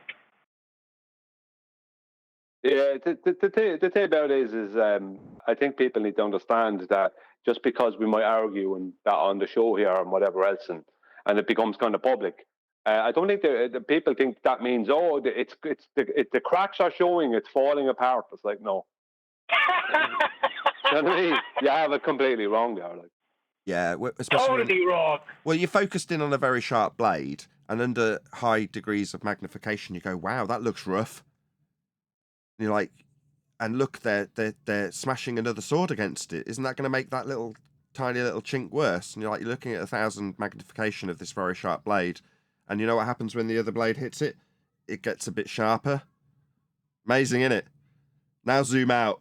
What is it? It's a giant blade coming towards your throat. But you're criticising it 1,000 times magnification, as we have these tete-a-tetes about something very, very pedantic and the semantics of phraseologies and hashtags. It's like, that's not as falling apart at the seams. No. You've got a very deluded idea of what's going on here. Anyway, let me do a few super chat shout-outs. Shout out to Iron26, says flat measurement is the same as hashtag measured flat. So yeah, I think he's referring to the bit where Brian said, well, yeah, I agree, it's flat measurement. Yep, same diff as far as I'm concerned. Also, shout out to Shatner's Bassoon. You flat earthers and your echo chamber. Yeah, right, exactly. Echoing the sentiments of earlier. Hashtag measured flat, says Croquet. Thank you very much for the super chat. I think that's it. Did I miss any? Don't think I missed any. Thank you very much for all the super chats. No, I didn't. That's it. Keep them coming. We've still got a few minutes left on this live show, by the way. Sorry? We've still got a while left. We got a few minutes. I didn't even get to the point where I needed to ask somebody if they had a video. We've kept George out of this conversation for about 25 straight minutes. He's very patient. Right, just real quick, if we're still got a couple of seconds of the live show, might as well promote politics tomorrow. Just let everybody know we're going to be there. Okay. But you know the way you do it, not the way I do it. Well, I'll do it with disclaimers. So, owing to the fact that I'm poor and the government says I should be earning more money, I've got a job centre appointment, which I absolutely do not want to be attending when I'm self-employed and haven't had to do such things for about 5 years. And that appointment was actually on Saturday just gone, but I woke up with a twisted knee and couldn't go, and they've rearranged the appointment for this Friday. So hence I won't be here to do that because I'll be at my job centre. The last possible thing I want to be doing on a Friday, especially as it precludes me from earning money. And that's what they're going to be asking me about. Why aren't you earning more money? What can you do to earn more money? So I've got to go and talk about TikTok and various other boring stuff. Anyway, that's what I'll be doing on Friday. As a result, there'll obviously be no interaction with the politics Discord server as there would be usually, because we've now literally got a regular time slot. We have arranged that in case you were unaware as an audience member. Behind the scenes, we've arranged that we will pretty much permanently be going in on a Friday to the politics server to expand out the measured flat ethos. So that's what we've been doing for a while, if you have been keeping up, and we will continue to do so. But because I can't, I've asked them to rearrange it for Thursday, which is tomorrow if you're actually watching live. So be here or be sphere tomorrow, which is Thursday, for the politics Discord server, which would typically be on a Friday, but has been moved forward to Thursday. So yeah, that'll be tomorrow. So check it out. If you did want to join, I do ask the moderators of the live stream to put the link to the politics server in the live stream as we're there, so you can join as a new member. It's a fantastic server. So if you did want to join, if you are watching tomorrow, you should do so. I tend not to give it overtly lengthy plugs while I'm actually in the middle of answering fundamentalist zealots questions about globe Earth. But now that we're not doing that, yeah, definitely if you're watching tomorrow and you see a link go by, join the politics server. It's good. Is that good enough plug? Oh yeah, that was great. I didn't hear that. Good. I said that was great. That was really good. Oh, well, jolly good. Oh, well, I'm being praised. Happy days. I really enjoyed today's discussion, by the way, Brian. I live for these days. Yeah, it's just one of those ones that have to happen. You know, what can you do? But you know, but people do. There is a lot of people out there who want, Nathan. They want to see cracks in the FED. They want to see it all fall apart. Like, but the whole point of FED is that nobody leaves anyone off with that, and nobody just accepts something if they're not happy about it. They bring up the topic, whatever. You know, that's why things that we have discussions that we had today is like that's the whole point. It's not an echo chamber, and that's what keeps it being what it is. You know, I get called out, you get called out, everyone gets called out, and that's just the way it is, and it keeps things real. You know, we don't get a chance to rest on our laurels because our laurels can change. You know, you're only as good as your last gig. It's kind of the way it is, and you have to prove yourself every day. Just because you were good yesterday doesn't mean that you have that good to say today. You know, you have to prove it, that kind of a thing. And there's a lot of people out there. It's like as if they want to see it fall apart or something. You know, on the flat Earth side as well. I don't know what that's about, but well, there's nothing new, is there, from the globe Earth side? You could suggest that when we debate, or when I debate, even someone brand new tomorrow, that discussion is rehearsed on my part, and you go, well, yeah, it is, because there's nothing new under the sun as far as globe Earth claims are concerned. So I said it in much of the last politics debate. We've had this from a fundy 1,000 times. You're not original, which means that my responses aren't original. Now they've been refined. You know, they might be subtly different to what they might have been 6 months ago, but my point is the overall response is going to be much of a muchness each time. Little bits might get missed that John will pick up on in terms of, he said up then. You'll need a flat plane for it, nudge, nudge. You've missed it. But aside from those little asides, everything stays pretty much the same with our discussions with the opponents. Now, if you go back to the beginning of the debate, go to debate 200 or something, and listen to how frustrated I get by our opponents, it's the same as me with Brian today, because I don't know what's coming. Nothing's been refined. It's all new. I'm right in at the deep end, as is everyone around me. Anthony Riley, for example, as he's come up already, might as well use him in this example. He and I are discovering the undoing of the globe as we go, while in debate. So we're very much at a position of disadvantage, and you can hear us getting frustrated with our opponents, because they're well rehearsed in the same arguments we deal with to this day. Nothing's changed. But back then, they were the ones well rehearsed in their arguments. We were the ones completely blind, not knowing where we're going, running around like headless chickens, getting frustrated by our opponents who know better than us. When they're using flat Earth to make their claims, all the things we'd pull apart now are very different to back then. But when I'm up against Brian, this is my point, by the way. When I'm up against Brian or John or QE or 10th Man or Neil or somebody who's on my side, that's when you get thrown the curveballs. That's when they've gone through the same training I have. They've got the same refinement to a globe Earth discussion, but that's not what we're having. When did we discuss the semantics of a hashtag? We've actually done it 20 times previous. This is 21st. That's not my point. When has that been done before? You haven't. There's not been 1,000 times we've done it. There's been 21. Yeah? In the last month. But that's where you'll see the perceived cracks at 1,000 times magnification on a very sharp blade. So if you are of the ilk that you want to see us stuttering and stammering like our opponents do, encourage debate between ourselves, because like Brian said, this is not an echo chamber. Nothing slides. Often we're at loggerheads internally. Yeah, it doesn't mean we won't all unite with the same refined argument against a fundy. In fact, we'll be fighting over each other to take blood from them. You know, that absolutely is still the case. But if you want to hear somebody getting frustrated and someone like John swearing, you don't normally hear that when we're live, but you will if he's up against me. You will if he's up against QE. You will if Paula comes into the discussion because she's disagreed with something we've said. Then you'll hear people stuttering and stammering on the flat Earth side because it's something they haven't come up against before. Yeah, the flat Earth debate is within flat Earth. It's not flat versus globe.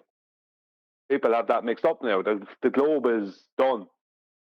So because we know what they're going to come up with. You know what they have. You could nearly debate. Not everyone, but you could nearly just debate a baller while playing Fortnite and win outright simply because you just know exactly what they're doing, exactly what's coming. You know what their arguments are inside out. It's only a rehash of the same old, tired rhetoric. Whereas on the flat Earth side, there is actually things to debate about. Because we are I'll get into that in a second. Just going to read out some super chats, and I've missed some because I've been enjoying the discussion too much. Right, you forgot to read out my retort to Jardot. Unacceptable. I'm starting to think Brian is right. Just saying, says Jamal's24. I'm going to scroll up and see if I can find your retort. I'm really sorry if I missed a super chat.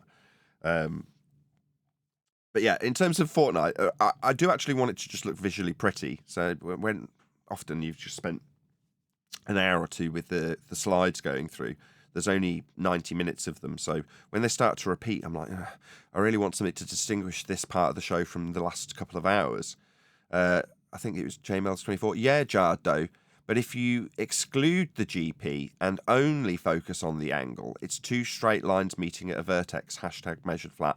Thank you for the super chat. I'm going to give that a heart because you're agreeing with me. Thank you for all these super chats. Really appreciate it. Yeah, I want it to look visually nice. But you've just voiced something that I've never said out loud, but would be kind of not a dream of mine or anything. I'm not a gamer. But to be so relaxed in what I'm doing that I'm just battling somebody on a video game and verbally smashing the living daylights out of somebody who's claiming the Earth's a sphere, and then getting a victory royale whilst taking their head off verbally.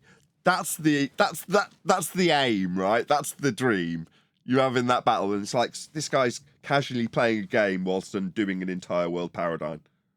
That to me is kind of cool. Yeah, couldn't have done that 10 minutes ago, though. With Brian, absolutely. You know, my eyes are closed. I'm focusing on what he's saying, trying not to interrupt him, so I seem like the better man when he does it to me. You know, it's all going through your head. Yeah, using all the tactics. Well, yeah, because it does. When you're getting flustered, don't lie and say this isn't true. When you're getting flustered or frustrated by somebody, you've experienced so many of those tactics that you know when a good time to drop one in is. As in, it won't get noticed by the audience, but this will buy me a couple of seconds and shut down the response I don't want. I'll do it, you'll do it. Yeah. It's not because it is because we're weak. It's what you do when you're stuttering and stammering. That's my point, right? It's just no other way of putting it. It's a sign of weakness. We do use fallacy.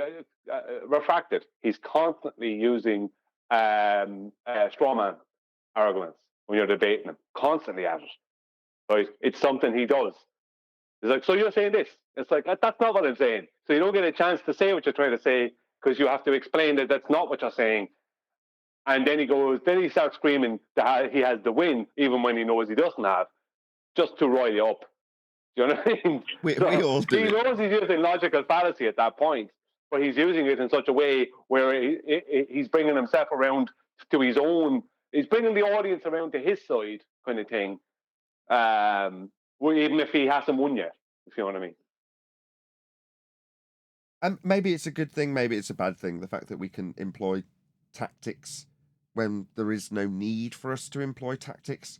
But by the same token, you'll see those tactics employed when it's Brian on QE or QE on Paula, or, you know, internal discussions and debates that are happening.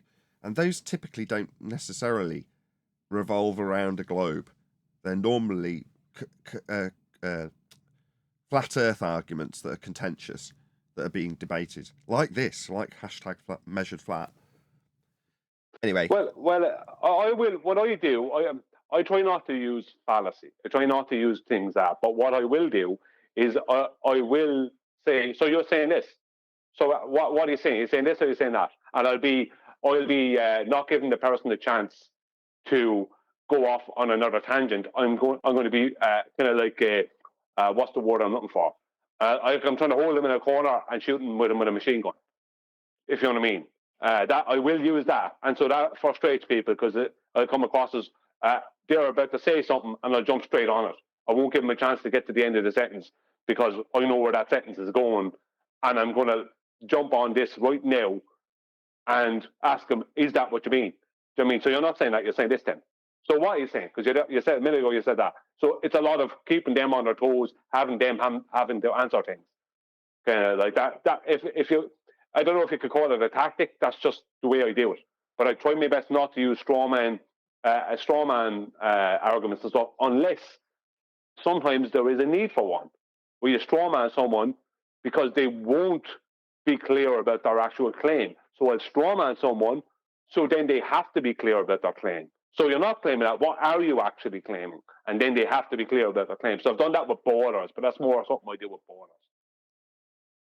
Okay, so yesterday there was a discussion that was taking place in the after show, and it came up as a result of one deck, and he was asking about 1 degree for every 60 nautical miles when making latitude measurements.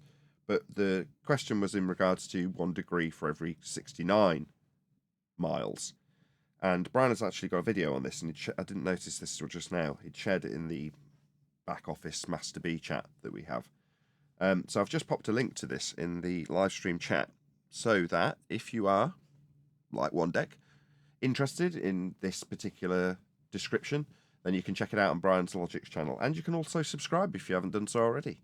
You've enjoyed the dulcet tones of the last hour. I'm sure you'll enjoy a few of his videos if you're not subscribed. This video is called 6904 Horizontal Miles per Degree. And it's on the Brian's Logic YouTube channel. So check it out. Be here or be sphere. Give him a like. Let him know at Nathan Oakley 1980 sent me, right, Brian? Yes. Because you won't know otherwise. Exactly. Absolutely. Right, with that, I'm going to say, first and foremost, a huge, massive, enormous thank you to both Discord and G+ panels for making today's live show possible. But if you are watching this on either Nathan Oakley 1980 or Nathan Oakley premiering streams, stay tuned, as there will be an after show to follow. In the flat earth. The tiles that you know the length of already.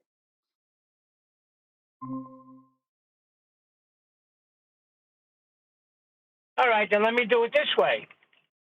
Well, yeah, you know the measurement anyway. Even if I measure it on the floor, I measure just a certain amount and then just add the rest on. It's still you're knowing a measurement. Is that correct? Like I know the measurement, so I'm still measuring. I'm not calculating. I might be adding it up, but it's still a measurement, you're saying. Yeah, but in this case, yeah, you get the distance from the co-altitude.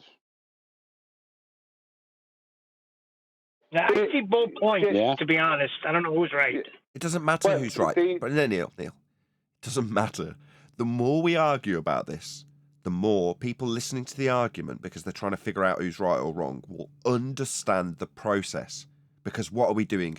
We're detailing the process over and over and over again, and then going through the finite details of the intricacies of how the process, let's just call it that for now, is measured, referenced, utilized, all these different words, right? What are we describing with every single time we argue with it? Are we ever arguing about the sphericity? No. No, What are we arguing you about? always measure flat Earth. It Right, always but goes back to flat Earth. exactly. It educates the audience on how it's measured by Brian and I debating this. Best case scenario for a debate show is this. This is it. This is as good as it gets for us as flat earthers on a debate show, Brian, Neil. And yeah, of course, I'd have to agree. oh, I'd have sorry. to agree because I kind of stepped in on your. Neil, if you got something to say, I'll go after you. I kind of stepped in on you. I just go. I have to agree because I've listened to a lot of people who, like Amanda Lower Lodge, for instance. I started to know he was on the debate team or some kind of debate guy in university or something, let's say, right? Just as an example. Now, I've listened to some within other arenas, people debating, because we do so much debating in this arena. I will be attracted here and there to listen to other people debating on different topics, see how well they do. Some people do very well, right? Some people are very good debaters. But when it comes to this topic, there's such an emotional involvement in the topic that it makes it the most difficult topic to debate. I would say that there is, right? And consequently, no matter how good you are in university at debating political stuff or whatever, when it comes to this topic here, right, because we're dealing with the nature of art, right, nature of our reality, it's a lot more difficult to bring those skills into this arena. So this is the hardest debating arena that there is. There's no, and I would say that on FED, there is no, I would say that FED and the people who follow it, not just all the people on the panel, but the people who follow it as well, that there's probably top of the chain for debaters within the flat earth community. I don't know, there'll be some others outside, but I'm not saying there's no one, but in general, FED and those who follow it and listen to it and use the arguments in Discord and stuff like that, that they will probably be the top of the chain as far as flat earth debaters go. And this arena is the most difficult arena to debate in. So technically, a good debate between two flat earthers in this at the FED level in this arena is probably the best debate you're going to hear anyway. That's what I would say. Because I've listened to other debates and they're easy because there's no emotional content involved. You don't have to deal with that. You know, politics is mostly just tactics and nonsense. There's some people very good at it, but it's not the same thing. You know, and other topics, social topics, they just don't have the same, even no matter how controversial they are, they don't have the same weight behind them. This is the nature of your reality and where you live, what it is. And that is what makes this so difficult of an arena. So no matter how good someone's skills are in university, when they come into this arena, they might get a shock very fast when they're debating someone who never went to university, but just spent time in this arena. And they'll get out-debated by someone in this arena, which is what happened to Amanda Lower Lodge. He got out-debated by people. Like, he ended up threatening Michael Kahn. Do you know what I mean? Why? Because Michael Kahn was pointing out things. Like, if you're a good debater, you should know when you have a winning argument or not. He's not a good debater because he didn't even know if he just pre-assumed he had a good argument. You know, things like that. So this arena and this part of this arena is probably the highest level of debating that you will find anywhere in any topic. That's my opinion. I don't know if who'd agree with that or not. I would obviously agree. I say we're at the top of the tree in terms of hyperspecificity and standards that are set for any given debate topic. The standards that are set for us are as high as they get. And the requirement for being a squeaky clean image, personality, is also as high as it gets in terms of standards, higher than politicians, because of the desire by our opponents to, what's the word you use, Brian? Assassination or something. I can't remember the words you use. Character assassination. Character assassination. The level of character assassination that we suffer is so high that puts another high standard upon us. And there's lots of those. I'm just naming a couple. Well, Nathan, you know yourself. Can I just agree with Brian? Can I just agree with Brian? Disagree, and say that definitely. That's exactly definitely. Go ahead. That's exactly what I said 2 weeks ago. I agree. You did say it 2 weeks ago. Good one, Georgie. You know yourself, Nathan. Everyone here on the flat outside knows this. You get one little thing wrong publicly, right? Especially if you've made any kind of a name for yourself in the arena. You get one thing wrong, and the opposition will never leave it down. But they can get 100 things wrong in a day, and the next day it's all washed away because they do it so often. So you get one thing wrong as a flat earther, you make one mistake, and like Nathan will never stop hearing about how many kilometers or meters were in a kilometer. Anthony Riley will never stop hearing about the time he mixed up the two different Foucault. I think it was two different Foucaults, wasn't it?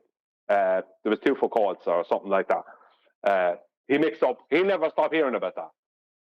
Now, you can count the amount of big mistakes that were made like that from Anthony on probably one hand, if you'd even need all your fingers for that. But a baller can get things wrong, constantly get things wrong, and they all just accept that they all got things wrong. However, and they just carry on like nothing happened. The Anthony Riley one was hysterical because basically he was drunk and found out that there was a different Foucault who was a drunk, right? A miscreant, or whatever the word is. So the irony is that while drunk, he mistook one Foucault for another, and the Foucault that he was discrediting by character assassination was a drunk.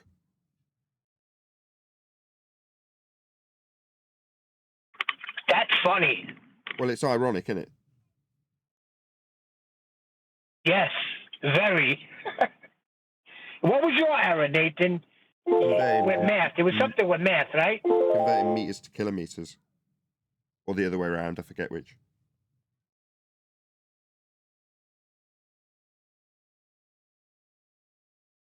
Well, every time I said every time I heard Samuel Rowbotham's name being brought up in this arena in the past 9 years, every time it was brought up with ballers there, someone had to state, either write or state, that he was dishonest. Now, I have seen no evidence. I can't say that there isn't evidence of him being dishonest. All I'll say is that in all those years, no one was ever able to actually produce or actually went about producing evidence that he is dishonest. So, they did for me. What they would do for me with Rowbotham, this is going back a long time, so my memory is a little bit vague. But what they'd do is they'd say he's dishonest, and you go, well, what proof have you got? And then they refer to the court case. And you're like, what, the court case that he lost makes him dishonest? They're like, yeah. But because the court case went in favour of their globe, they take that as a double win. One that shows he's dishonest and one that shows it's a globe because he lost his court case. Yeah, I think I had that put to me too, which is total projection, because the truth is that he then proved his position after that, but they never addressed that. So the people, they literally try to hide that fact about what he did with Wallace after that, with a judge there, and the judge ruled in his favour that he was correct. But the history seems to forget that part. But the point is that their evidence for Rowbotham being dishonest is totally weak. It's not true. I mean, you can lose a court case. That doesn't make you dishonest. It's not true that I have seen any evidence for that he was dishonest. But yes, all these people will straight out on the internet, from person to person, in a debate any way they can, on television, state that Rowbotham was dishonest. So they're completely character assassinating you. Yeah. If you're a flat earther and you get one, even if he say did one stupid thing, just one thing stupidly that he might have regretted afterwards, even if he did, that's the thing that's the only thing they'll remember. They'll never remember anything good he did. Sorry. Yeah, well, there's certain individuals that lean on that in terms of their desire to discredit us, and those are the ones that, when they actually do something heinous, I'll be the first to point it out indefinitely. Like, well, you can claim we are scumbags because of reasons and never provide any evidence, but what we'll do is take your scumbag example and hold that up because it's categorically true about you. And most of the time, it's the ones that are shouting loudest about how scummy we are that you can dig up the scumbaggery on. In other words, it's typically projection. Like, if you want to look for scumbaggery, go and listen to who's claiming everyone else is a scumbag. Yeah, they're who protest the most, isn't it? Often the case. You know, they're who has the biggest voice, calling, pointing fingers everywhere. Is often the person who's more guilty than anyone. You know. Yeah. You know, look at someone like McToon. How dishonest is he? Yet he'd call you dishonest in a moment, without evidence.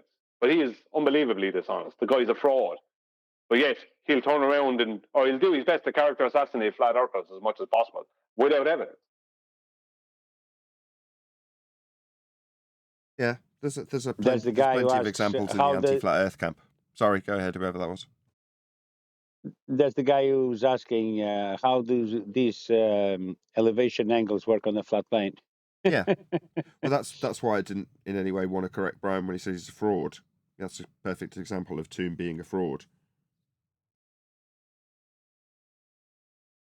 Well, the point is that he knows what they are.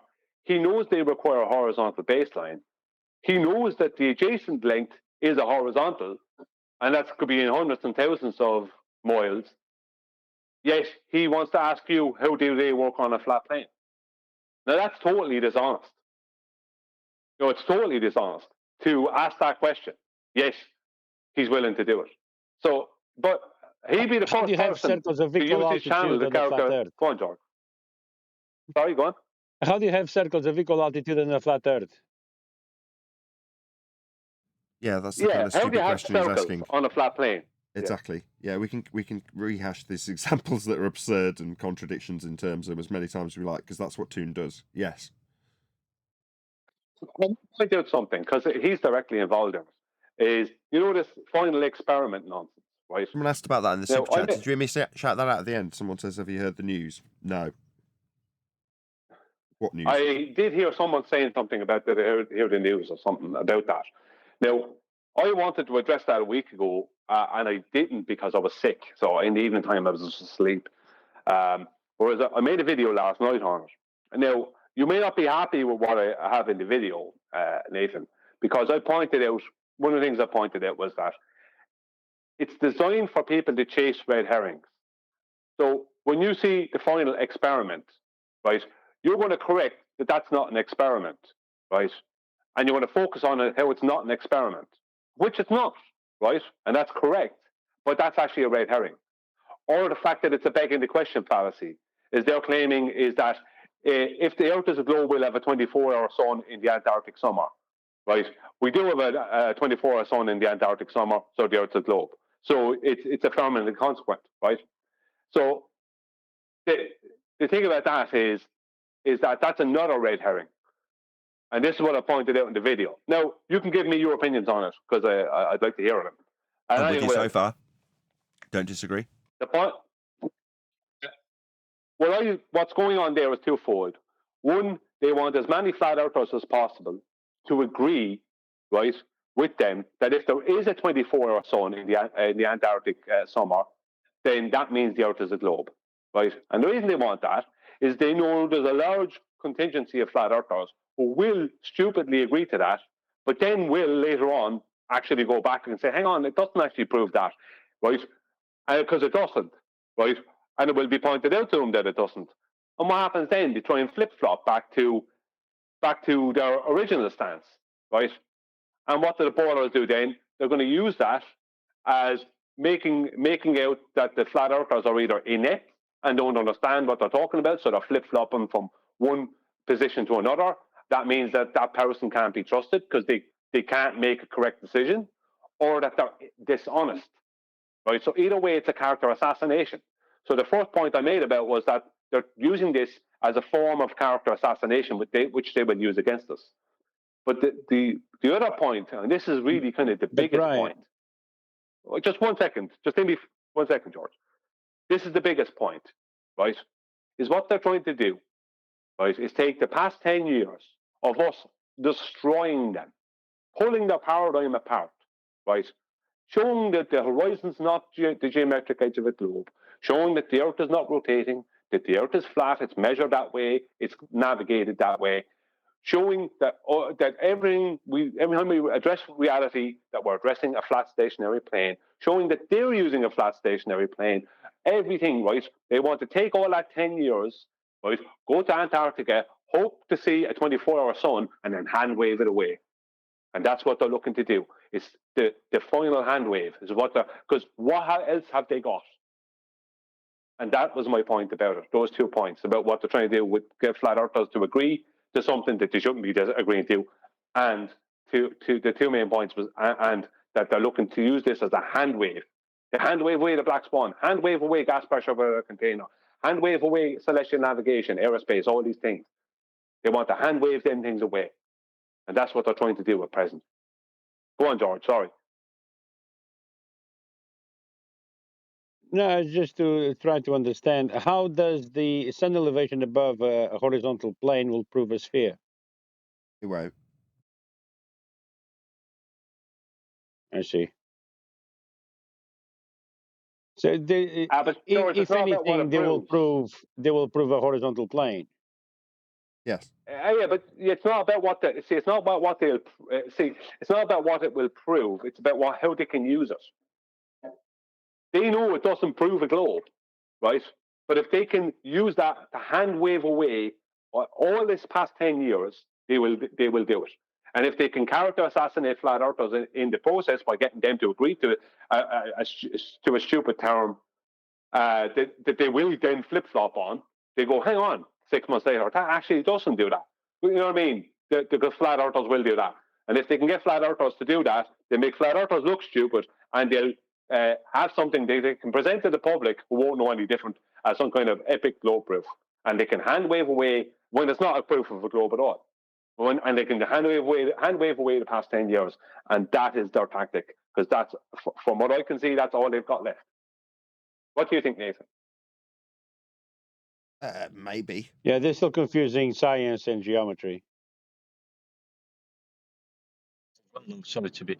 There's a lot of flat earthers who are still not using this, like we spoke about today, about just simply explaining how it's measured flat and using the elevation angle and the luminaries above the horizontal. They're not there. You know, we heard Dave Wise the other day. I mean, that's all he talks about, the bloody sun. So we've not got any chance at the moment because a lot of the flat earthers are just not on this level. Pardon the pun. What can I do? I've appealed to these people. I've tried to get in front of them. You know, it's like that incel that's trying to get laid. You know, I've gone up to them, I've approached them, I do smell nice, I have had a shave, I have had my haircut. They all just tell me to go away. So what can I do from that point of view? I've approached Jaron, I've approached Dave. I've got no lines of communication. Forget about them. Hold on. Don't. Forget about them. We do what we do here, and that's it. No, yeah, but one depth objection is, what hope have we got if we've got people like Dave constantly yammering on about the sun and not referencing the only measurement that's taken for the sun and how useful that is for telling time, finding your way around the ground, all things related to a flat earth, maybe. He's not doing any of those. And I'm saying, what can I do? I've tried to get in front of Dave and explain to him how, for example, science works, and he shut me down. He doesn't want to hear it. So, you know, I'm asking one deck, what can I do? You can't do anything, Nathan. QE already addressed this issue. he asked flat earthers, what are you going to do? And what did flat earthers do? When he pointed out the dishonesty and the nonsense with Jaron and other people, what did flat earthers do? They stayed subscribed. And what did he also say? What did he also say, Brian? The biggest detriment to flat Earth is flat earthers. It is. And he was because, right. Yeah, absolutely, Neil. Yeah, but that's the whole point. I don't want to encourage people to unsubscribe when there's people who have an audience and a reach that can bang a drum that's effective. If we could only appeal to them to do so. Now, we're not charging them for the drum. We're offering the drum for free. So, saying, well, QE's idea was to tell everyone to unsubscribe from the poisonous flat earthers. No, shouldn't we try and squeeze the pus out? Better off subscribing and pushing the point home more. Well, he didn't even say. He just said, "Flat earthers, what are you going to do?" In other words, are you going to? He didn't even say they should unsubscribe, although that was kind of one part of the implication. It's like, what are you going to do? Are you going to keep supporting these people, or are you not? And they kept supporting them. You can't do anything about that. And look at this whole non-experiment thing they're doing. Look at the attention that this nonsense is getting from flat earthers. I feel like we're just speaking to the air. I reckon there's more bigger names involved in that than just MacToon and that. There could be bigger names in the background. I reckon it could end up getting a lot of media attention, mainstream media attention up to a point, or somewhat mainstream media attention. I agree. But what we are saying from this platform right here is totally contrary to that. Like, if flat earthers are listening, they'd be like, first thing, oh, that's not an experiment, and why would we waste our time? Instead, hey, Nathan, are you going? Hey, this one's going. Hey, that one's going. Hey, yeah. If 24 of us could... Why are you so exasperated about this? You're like, oh, no, we're in opposition. Yeah. We're in opposition to 99.9% of the Western world's view that we're on a sphere, Neil. So we shouldn't be in opposition with our own side. Yeah, but Neil, the problem is this, right? Is what flat earthers have to do is not agree that if there is a 24-hour sun in Antarctica, that means that the Earth is a globe. Is when they start doing that stupid nonsense, right? If flat earthers en masse don't agree to that nonsense, then we'll work this in the right way. Hold on, Brian. That's my point. Hold on. Yes. Of course, that's the point. Don't affirm the consequent. Yeah. We've covered this. The point is that history repeats itself, though, doesn't it? So, if I cast my mind back, I vaguely remember people affirming the consequent with gyroscopic motion.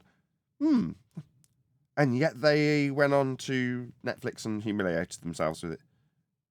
Okay. Yeah, I understand that, Nathan. So we've pointed out in the past, this is how this fallacy works.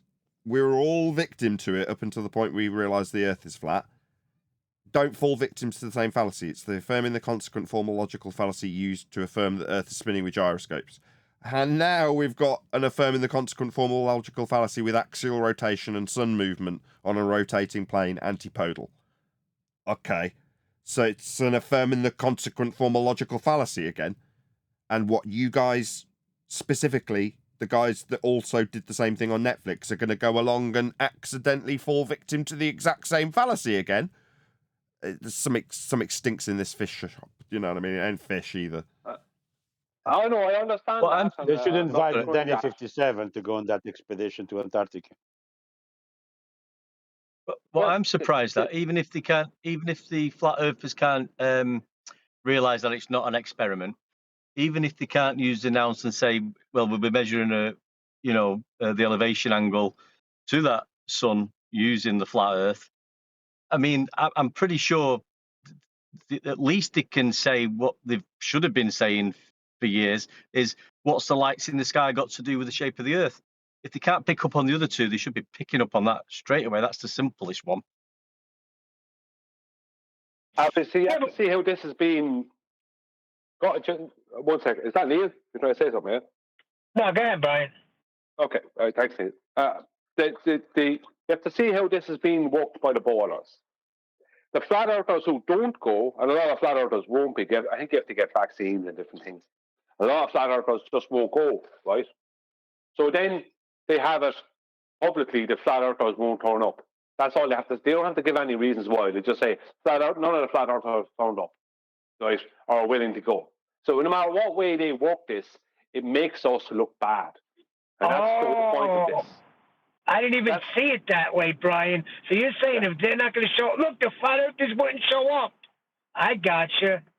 Yeah, but yet they're given the Maybe flat Danny's earthers going. reasons not to show up.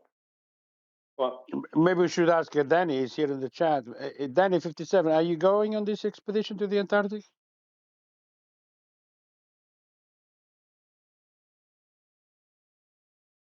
No response. Who are you talking Yeah. about, Danny Faulkner? That's correct. so the whole purpose of this is a big character. It's a character assassination on us, and a way for them to hand wave away the past 10 years if they can. That's all they're trying to do.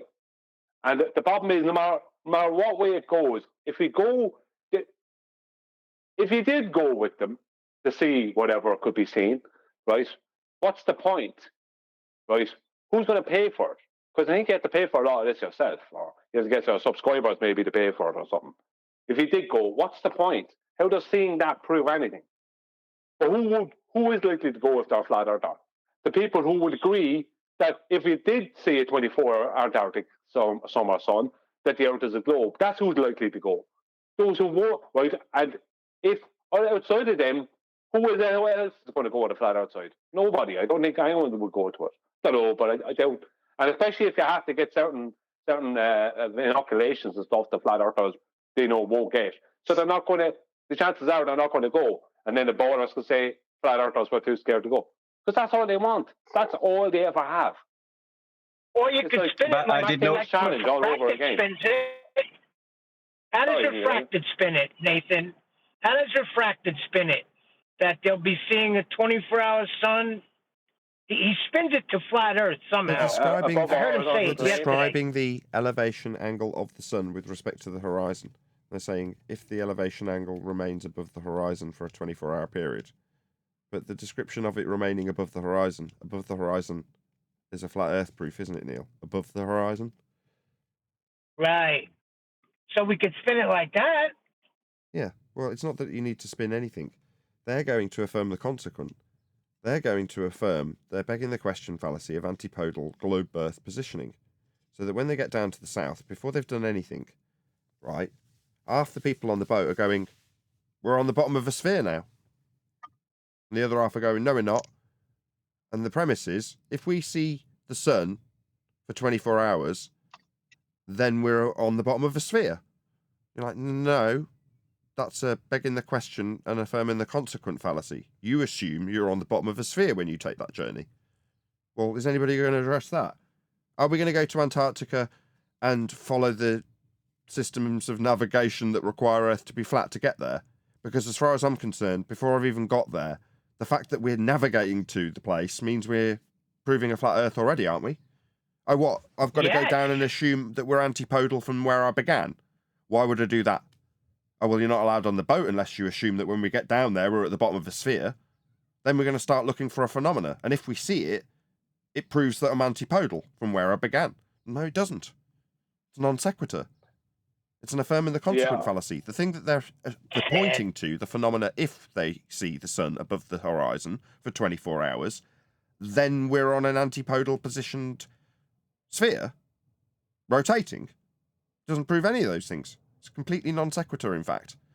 But because they've decided to formulate it into that logic, a fallacy, exactly the same as they did with gyroscopes, we're going to have a load of numpty flat earthers go along, toddling along, saying, well, as long as you pay for my raincoat, I'll come down with you, and affirm the consequent and assume I'm antipodal when I get here.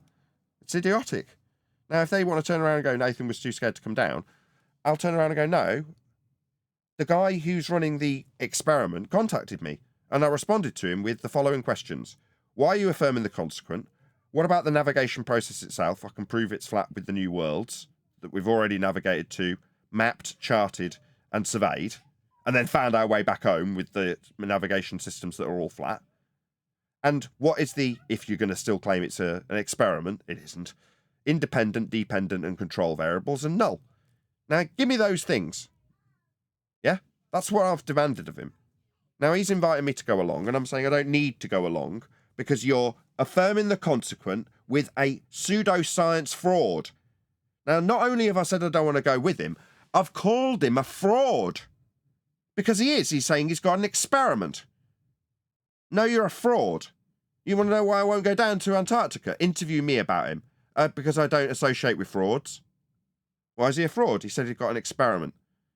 Has he got an independent variable for the phenomena that he hasn't observed yet? He hasn't even observed it, and he's asking me to go down to observe a phenomena. Where's the hypothesis for the experiment? Where's the presumed cause of the phenomena he hasn't observed yet? This is absurd. He's still calling it an experiment, though. Yeah, that's why I justify calling him a fraud. He is. Why haven't I gone down? I don't go with fraudsters to places that are very dangerous. Why would I? Exactly. Like, is the airplane that's going to bring him there, will that be accounting for curvature and rotation? You know what I mean? No. No, will the pilot be dealing with curvature and rotation? No. So, it's cold nonsense. This whole thing is only purely designed to try and make us look bad. Like McTown's challenge. The whole point of it was he knew that any flat earther who would get involved in that would end up having to use calculations based around the globe because that's the way celestial navigation has been set up. Even if all the measurements are being made are on a flat plane. Right? He knew that. So there's no point in any flat earther trying to go through that and trying to take on the challenge because he knows that the challenge is flawed to begin with. So what was important to him is that him and all the ballers could go around claiming that flat earthers can't take on this challenge. When what the challenge is a fraud. A flawed fraud is what that challenge is and was. And this is another one. Well, Brian. Okay? Come on, Monday. Just saying, like, I did. We know the Globers have always spoke about the lights in the sky being some sort of proof of the shape of the Earth and all that nonsense. But I did point out about 3 months ago, I noticed there was like an uppage in this. I noticed there was more talk of lights in the sky from the Globers and anti-flat earthers. Really, on the couple of servers I was going in and chats I was having, I thought it was like taking off again. They picked up on this, and I think part of that is now what we're giving them, the flat Earth measurements and the celestial navigation. They've got nowhere to. They've got to move away from the ground now, because there's no hope for them down here with a measurement. So they're taking it back up to the sky again, big time. And anyone who falls for that, any flat earther who goes for that, is just an idiot. But the sky is what kills them, because the sky is what you're referencing in celestial navigation, in astronomy. All these you're referencing the sky. Yeah, and that involves elevation angles of a flat plane. That flat plane is Earth. You know what I mean? They always do. They've always done that. They've always tried. It's not just a new thing. They've been doing that for the past decade, where they keep on trying to talk about the sky as if it's some kind of proof of a globe. And it wasn't. What they're ever doing was hijacking the celestial dome model. That's all they were ever actually doing. We don't see a curved sky. I don't see any big curved sky. There's no curved sky. That comes from the celestial dome model. It's a mathematical model. That's all it is. This is. There's lights in the sky. They have ground positions on the grid system that we use for navigation with longitude and latitude driven from elevation angles to Polaris. That's the killer. Lights in the sky. Yeah, they prove a flat Earth. Yep. But like you say, not all flat earthers are jumping on that because they're not up to date or advanced or using this. They're not, and they're not using what did we say before? So I lost my trailer. So they're not picking up on it. You know, they're not picking up on One that deck, say it fact. the way it is. One deck, they're not keeping up with the flat Earth debate. Yeah, that's right, Neil. Well said. I couldn't have said it better myself.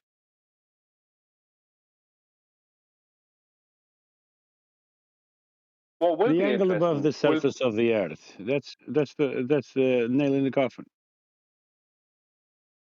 what will be interesting in all Everything. this will be just 1 second. What will be interesting in all this will be what they come back with. Right? Will they see a 24-hour sun? Will they be able to show a video a 24-hour sun? I Or want will to they see not? the abominable snowman. But the point I'm making is that will add another excuse me, interesting twist to things. What about if they don't? That's going to be tricky. Will they try and use AI Do to that. create one? You know what I mean? Yeah. What are they going to try to do? Because we are in the Well, age of even if they AI. do, yeah. But Sorry? even if they do observe that phenomena, what they're going to do then? How are they going to vary and manipulate it? How are they going to tell you why that is? All we know is that they've measured the elevation angle to it above the horizon, which you need a flat Earth for. But I'm looking at the other side of it because we keep talking about that side. But what about the other side? What happens if they don't observe it? How will that affect them? It won't make any difference to If they me don't whether what? they do or don't. Sorry, Nathan? Don't what? If they don't what? Observe a 24-hour Antarctic sun. Oh, that don't matter. They can just interview a few people around the site that they're on who say that they have observed it, and then they'll toddle on their way and say that they've got first-hand testimony that it does happen. You know, at the moment, what have I got? I've got first-hand testimony from a guy who spent 18 months down there that said there was no 24-hour sun in Antarctica. I spent 18 months there. Enough time to know that there wasn't one. Right? So what do? They go down, speak to someone and say, is there a 24-hour sun here? And the guy goes, oh, yeah. Yeah, it stays light for 24 hours. In other words, he answers a slightly different question. Bob's your uncle. Jobs are good. Yeah, but that's not they're good going enough. to a station that is already there, you know, to Yes. supposedly themselves observing something that these people Yeah. on the station they're not observing. Or better still, they'll go to one of the stations and they'll go, oh, I'm so sorry, it was cloudy. What we have got on this station's monitoring system is the 24-hour footage that we've got throughout the day. You can show you that. Do you want to film it with your camera? You can film this monitor with your camera if you want. And these numpties will buy it. You want Yes, footage they of... They're looking for footage of a 24-hour sun. So if they're presented with footage of a 24-hour sun when they get down there, that'll be good enough, won't it? That's what they'll probably come back with. Yeah. Not yes their and footage, no. not them filming it. See, the whole purpose of this, right, according to them, is for to see if they can film and see a 24-hour sun or not. If they don't come back with their own videos of an actual 24-hour Antarctic sun, that's going to be pretty tricky for them. Because anything else other than that is only a time bomb at that point. Because if they come back with data or any other nonsense, then that means they don't have it.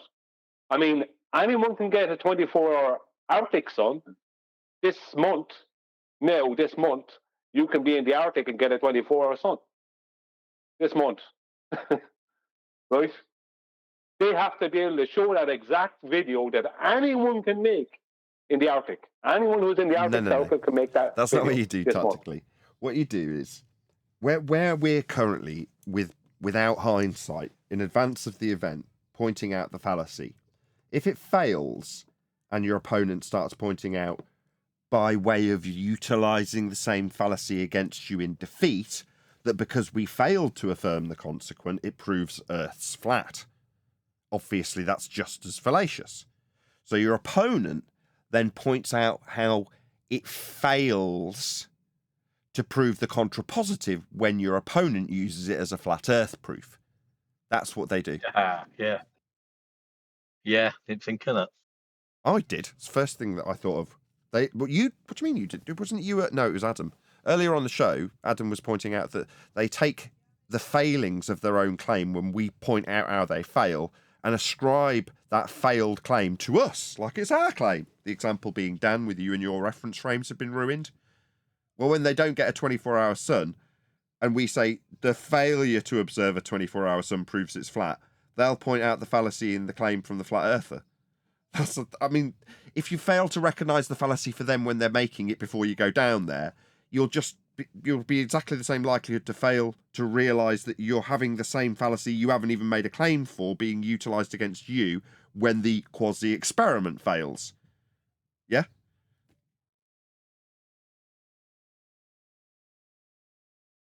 In other words, let's put it more simplistically, there's still going to be the false dichotomy. And the false dichotomy is never going to be set up so that flat Earth wins if the experiment, which it isn't, fails. It'll still be a lose-lose for flat Earth. Yeah, all that I'm taking on board. They don't come back with a video of a 24-hour Antarctic sun. That is going to cause some pretty serious cognitive issues for them. There's no way around that. That's because anyone can get the 24-hour Arctic sun this time of year. It should be just as simple to get the 24-hour Antarctic sun if it's happening. If they can't come up with that, that's going to be very problematic. What if they fake it? What if they go north? Yeah, they might do that. Like I reckon they did in the past. But that doesn't mean that there is a 24-hour Antarctic sun. But if they say we're in the Antarctic and there's a load of snow around them, and then they film a 24-hour sun, and you go, all right, that completely contradicts first-hand testimony of a man that's been down there for 18 months plumbing one of these stations. I wonder how they did that, with flat earthers capturing it too. Well, who's to say that they are in Antarctica? In Antarctica, did somebody check? Are they just in the north? We should. Yeah. We should ask them to do some video footage of using a sextant to pinpoint the GP and their position on the flat horizontal plane, just to prove where they are. And then point out that you need a flat Earth to do that. Yeah, get them to triangulate their position. Right? Get a fix. Okay. I don't believe you're... When they're down there, that's what we need to do. We need to say, we don't believe that you're going to actually take these flat earthers to Antarctica. And to prove that you are, we want you to get your fix with 3 navigation stars to prove you are where you say you are. We need to see the pictures of the stars. How are they going to do that if they're claiming there's 24 hours? If it's light the whole time? I'm just thinking about the flaws in this. Are they going to? Yeah, exactly. Are they going to pinpoint their position? They can do it with the sun, right? They can still do it with the sun. So ask them for their fix at 3 different times, 3 hours apart, utilizing the sun, so they can verify their position.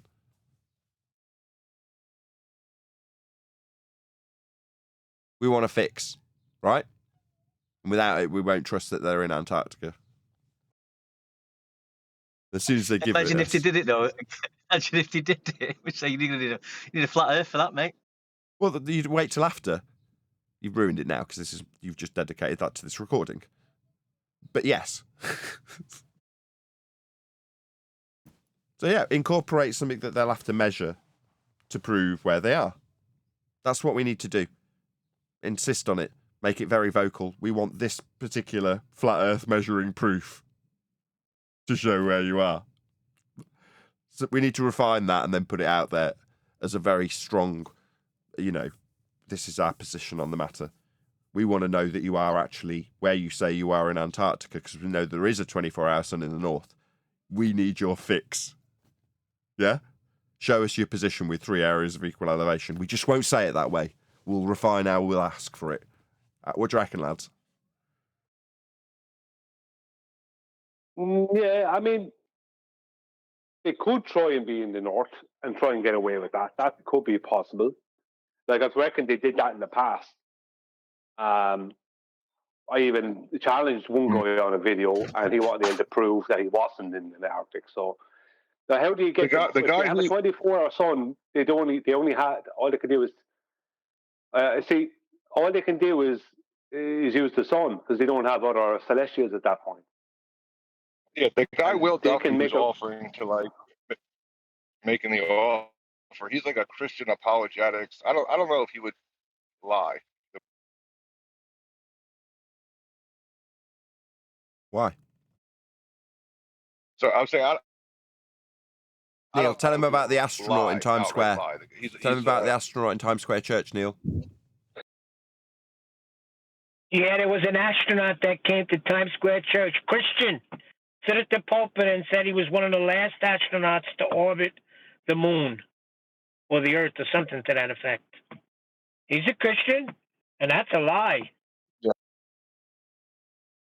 Yeah, no, I'm not saying that makes or breaks it. It's just that before this topic came up, his objective was to argue for Christianity, and now he's fallen into the flat Earth debate. Okay, did you know he's already been exposed as lying by his own admission? In his second appearance on one of his No, I videos, did he had not. to apologise for why he was lying in his anonymity. Did you know that? No, I did not. Okay, he's a self-confessed liar already. It was one of the first things he did when he appeared with his face on camera. Apologised for the lie he had to tell.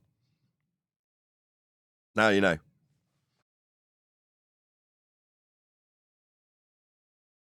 Well, thank you very much.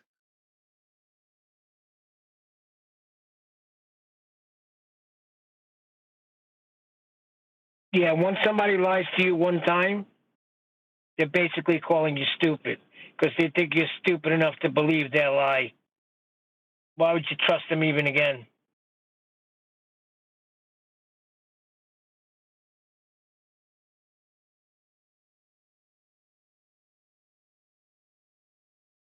I'm liking this.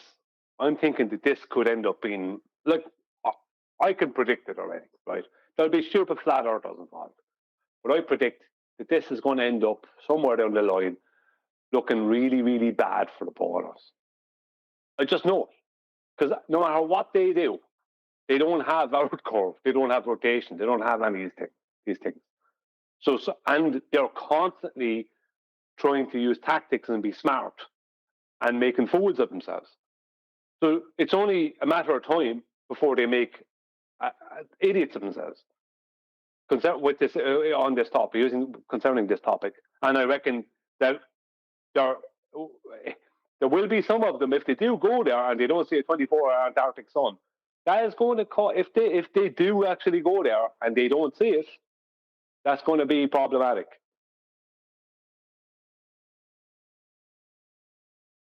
What if they see it? Again, Sasha? What if they see the 24-hour sun? What will be conclusion? Then they get to affirm the consequent. Globe. Then they get to Yeah, they will use say a globe. Then they get to describe a flat plane of reference for axial rotation of the sun, antipodal positioning in tow, with a radial value measured off a flat Earth that infers antipodal positioning. They can affirm that consequent by begging the question of all the things I've just described and saying that they are confirmed by seeing a 24-hour sun.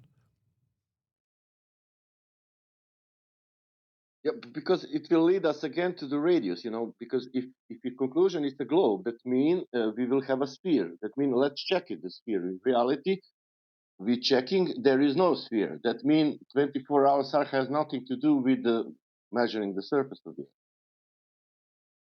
It's Well, the same like it does if season. they're detailing the elevation angle measurement being with respect to the horizon above it permanently. That description is a description of the elevation of the sun with respect to the horizon, isn't it? How you will reach Antarctica? Do you need to cross the sea? Yeah, they'll navigate to it flat. That's right. Yeah. You need to cross the sea level, and then you will reach Antarctica, where is 24-hour sun. And when you see 24-hour sun, you will conclude that Earth is a globe, whatever you pass, like 1,000 miles of the flat sea level surface. I don't think they will see a 24-hour sun. If they do go to Antarctica, yeah, based on what Robert Shortman told me, there isn't one.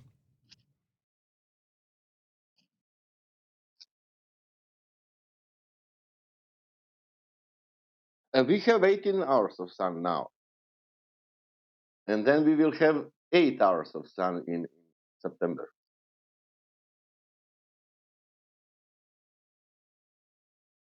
But surface will stay the same.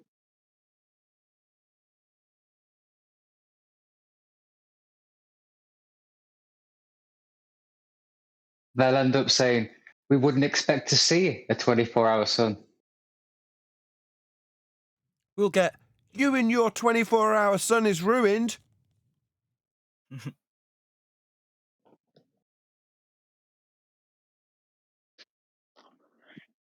That was really funny. I was laughing, but I was muted.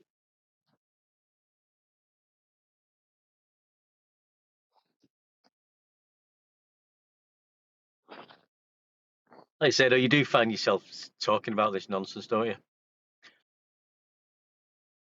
You know, you do find yourself talking about it. Well,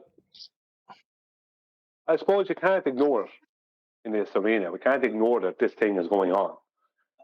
You know, we can only point out what we, or make sure, give our opinions on it, but we can't ignore it's happening. That would be kind of not possible.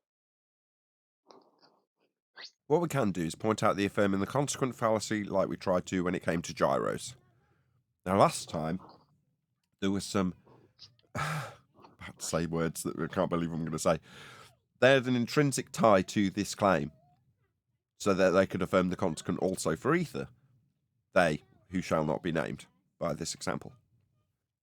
This time, we've got Antarctica as part of the intrinsic claim. Now, for quite some time, we've been saying, why are we talking about Antarctica? It's riddled in speculation when there's specific areas of the world that we have navigated to and expanded out the known territories with. We're all very familiar with the new worlds. We don't need Antarctica as part of our flat earth proving examples of measuring the world. We don't need him. We don't need Antarctica.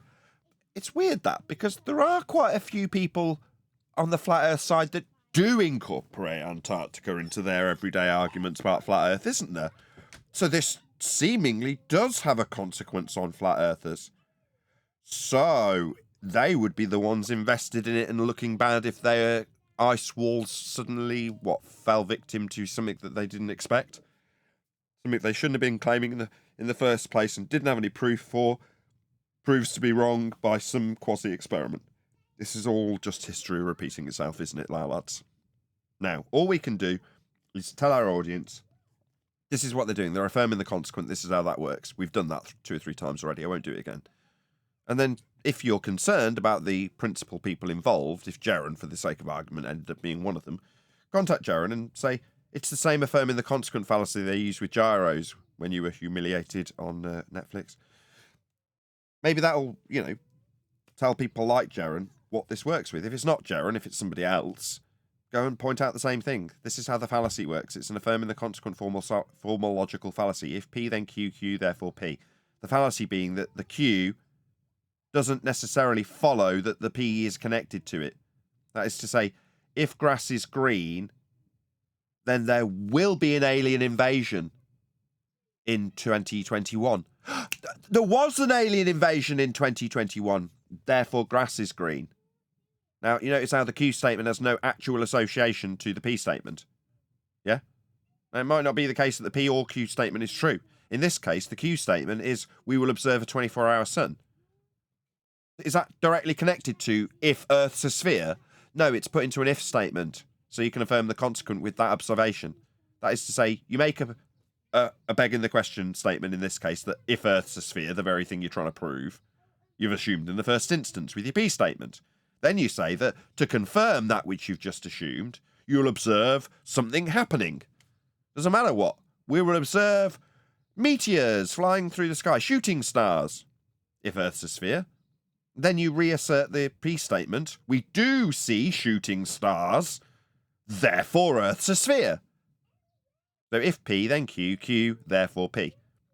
The fallacy being that the Q doesn't necessarily have to follow the P, or vice versa.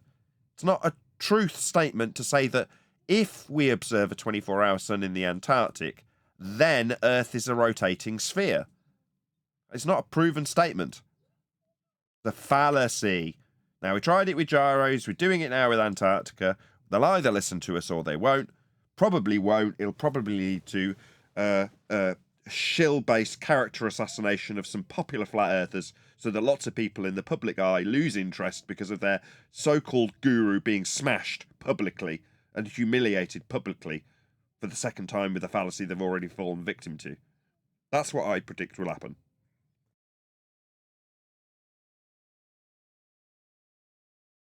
You think they'd have learned their lesson, right, Nathan? No, we tried to give Is them the lesson to learn and they shut us down, Neil. So no. No, I don't know if this is the actual claim about the 24-hour sun in Antarctica. Is the claim that you will see the sun, or is the claim that it will be light? I'm not saying that makes a difference at the moment, but I'm not sure what the actual claim is by They might arrange the P&Q you know. differently. So if we observe a 24-hour sun in Antarctica, then we are positioned antipodally on a spherical rotating system.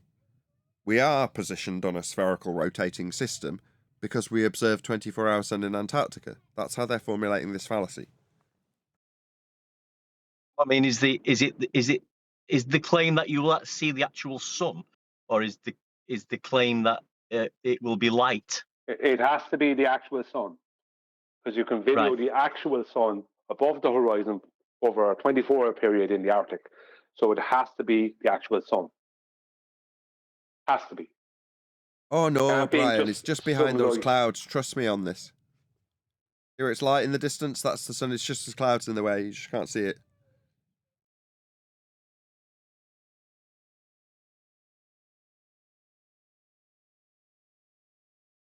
The sun above the horizon will rapidly turn into the light above the horizon.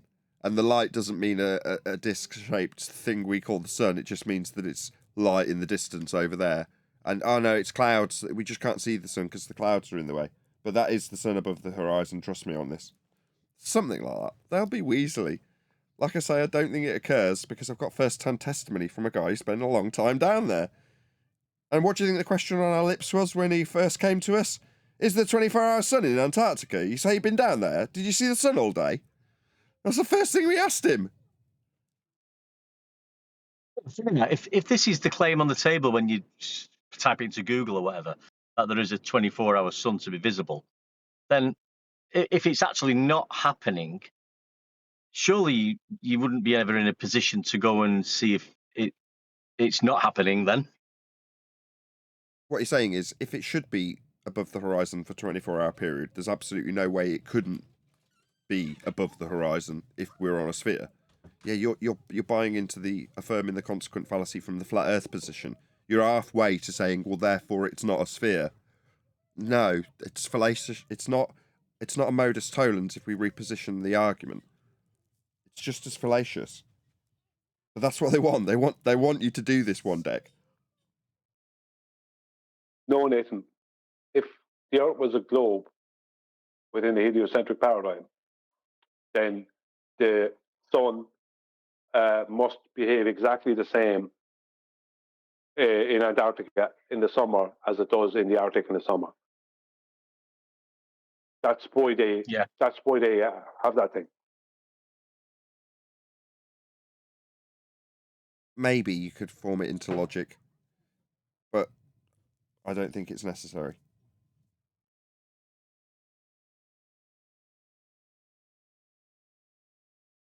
I don't know what the sun is, and other than a first-hand account, I haven't been down there to observe it. If, and I've done this twice now, this will be the third time, let's say they do. Let's take it as read.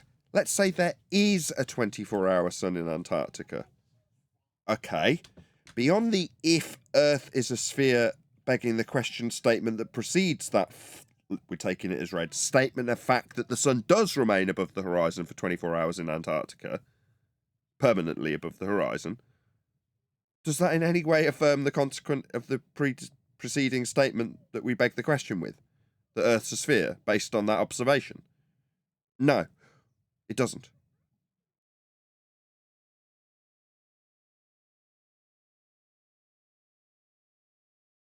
That's why I think it's going to get tricky for them if they can't actually video a 24-hour sun. The sun itself above the horizon, clear, totally clear for 24 hours. They can't do that. That's a problem. Even claiming light, any other nonsense, doesn't work. They can't do that. That's very problematic for them. Very problematic for them. Now, that might mean they need to change the model. That's what that might mean. Yeah, because of the I mean, axis tilt, it wasn't in the right position for the 24-hour sun. That's why it stayed pretty much light. What, like I get in summer because I'm not north enough to get a 24-hour sun? Well, yeah, we need to change the model a bit because we have that part slightly wrong, which is what they'll have to do. The heliocentric model will have to change for that one aspect somehow. Because, see, if they're seeing light, right, but not sun, not a sun, but just light, then that's not the sun above the horizon. They can't prove that, but there is light. So that might be good enough for them to just bring a change to the model. That's the best they got. If they see just light with no sun, then they're going to have to change the model, and that'll be the route they'll have to take. If they see the sun above the horizon, they'll all think it's a win. If they don't see any light or sun above the horizon for 24 hours, that's going to be very tricky. Very tricky. Even if they do see a 24-hour sun, what does it prove about the Earth? Nothing. Nothing. Observing that the it's sun flat. for a start.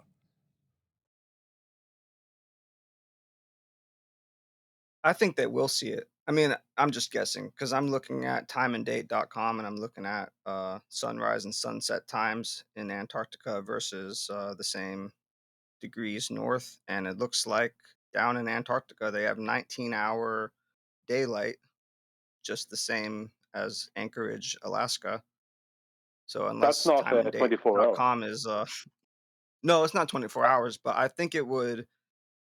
You think if it was 24 hours at the pole, quote unquote pole, then as you go further away from the pole, it would be 23 hours, 22 hours, 21 hours. No, Like, that's not the claim. Well, You don't have to go that far north to get a 24-hour sun at the right time. They're going down at a very specific time, so they can have that effect. Now, I can achieve that effect and have.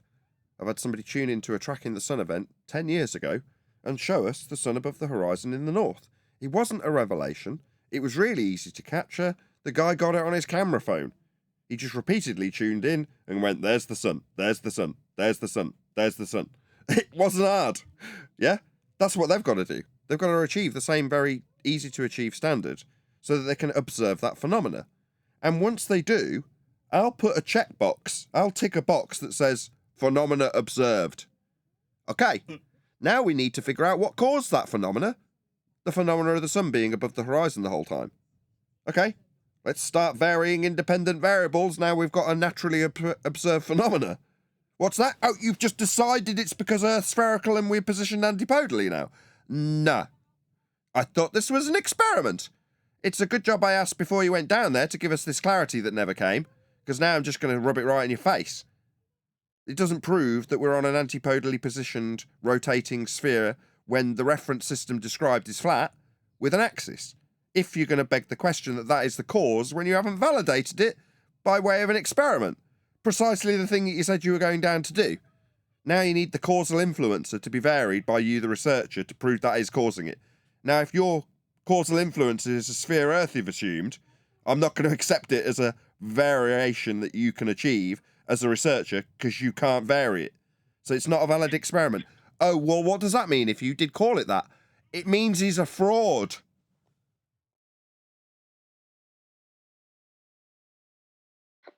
I just hope people. Good luck with varying and manipulating that. Well, I'd need to know that they were planning on varying and manipulating it because I've asked him, what's your independent variable? I want to know what he's going down to vary in his experiment. If he gets down there and says, saw the sun, 24 hours. Yeah, I already knew the DV. You didn't specifically outline that for me when asked. to give it in a formal, valid hypothesis, that's scientific prediction for your experiment. You didn't give me that. We already knew. You didn't even confirm you had got that as a phenomena at that stage when I asked, though. But what phenomena observed? Yeah, okay, great. Next step, formulate a hypothesis.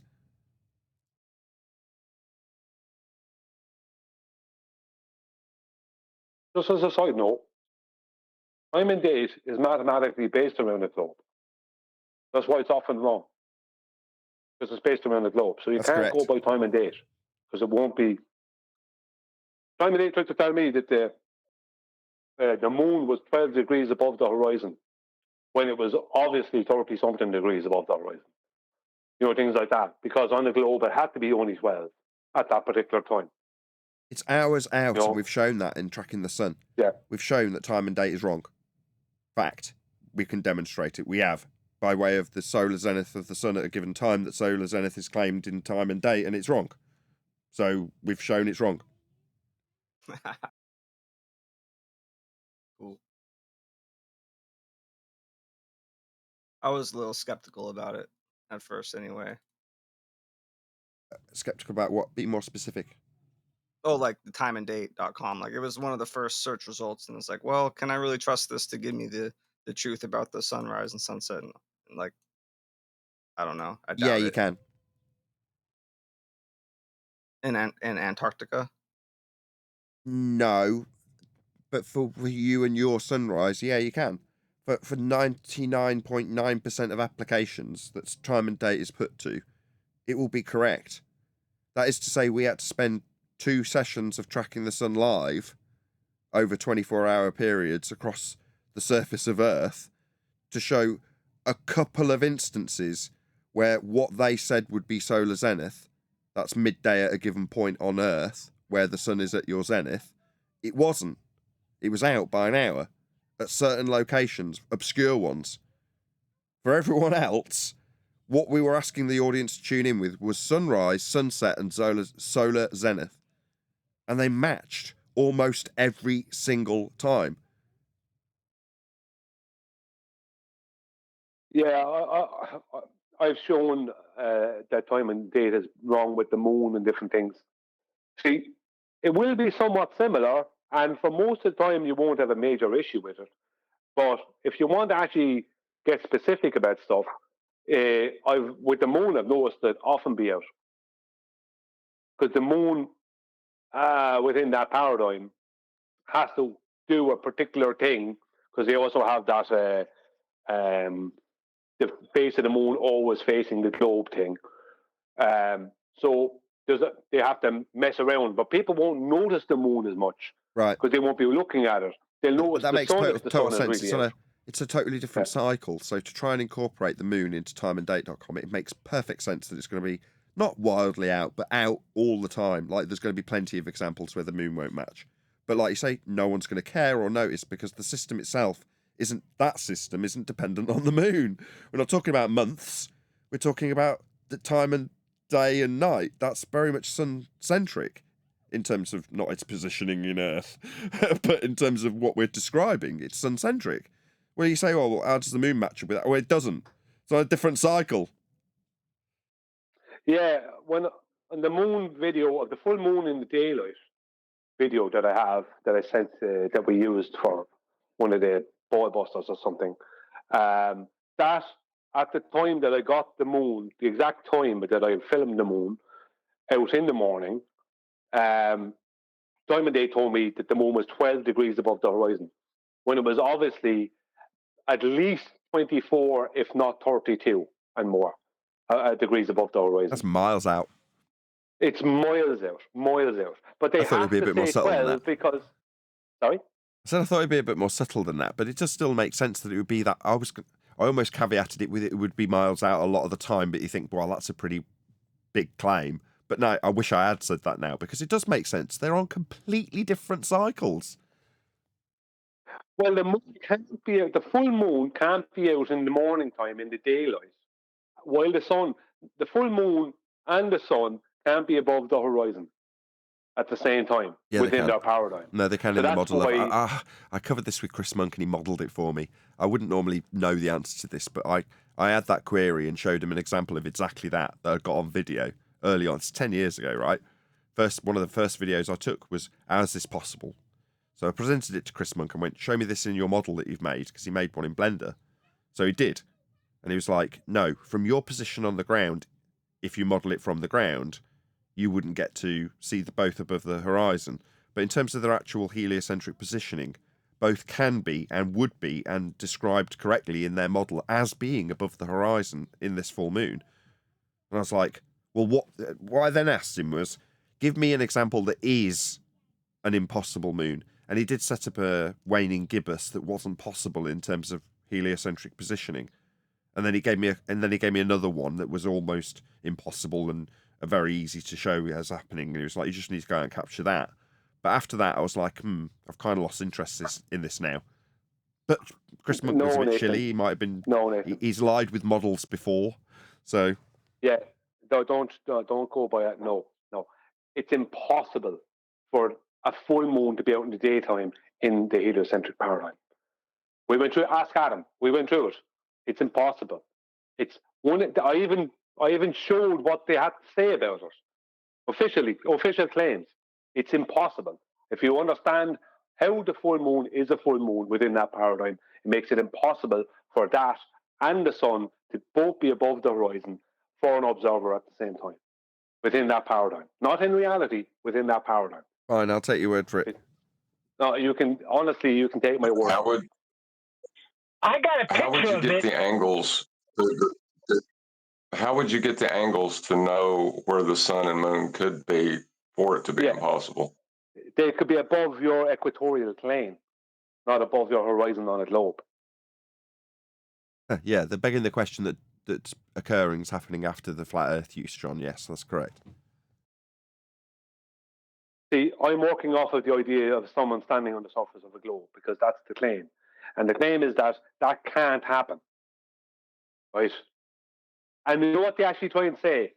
Some of the bigger websites try and say, well, it shouldn't happen. That's what they said. Right?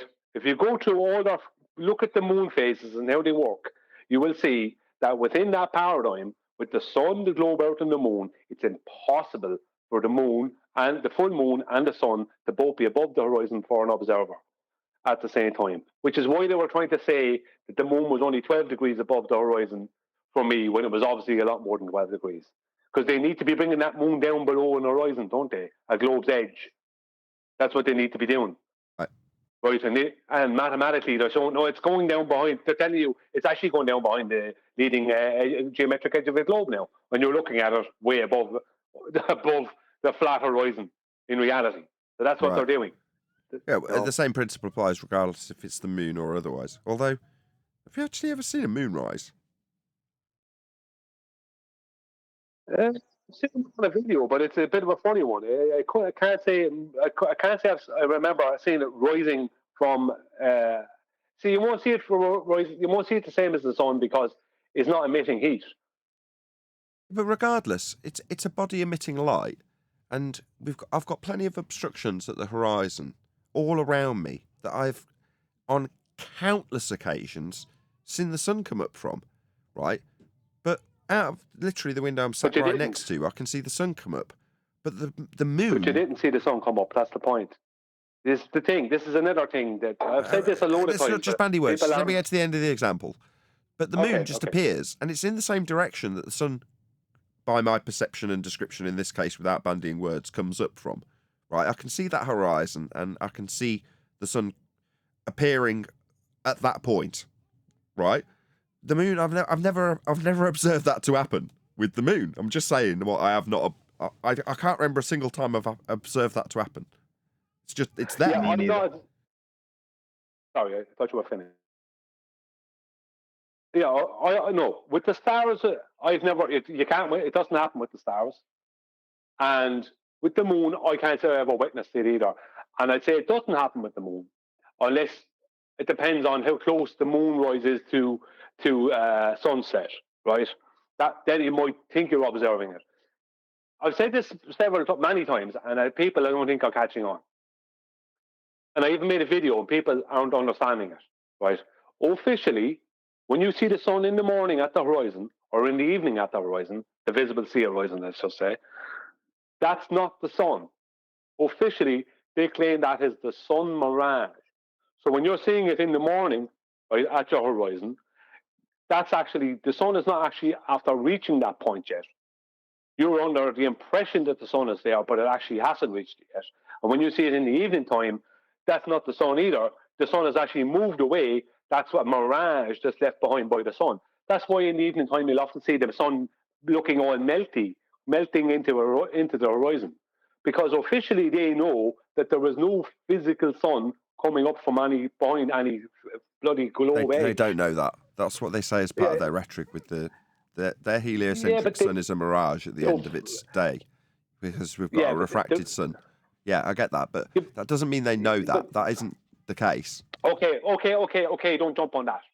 Please, don't jump on that. Stick to the point, right? I shouldn't have said that, right?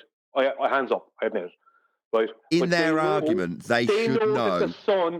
They know the sun is just a mirage when we see it at the horizons. Yeah. They know that, right? Now, the other side of that is officially within the globe paradigm, right?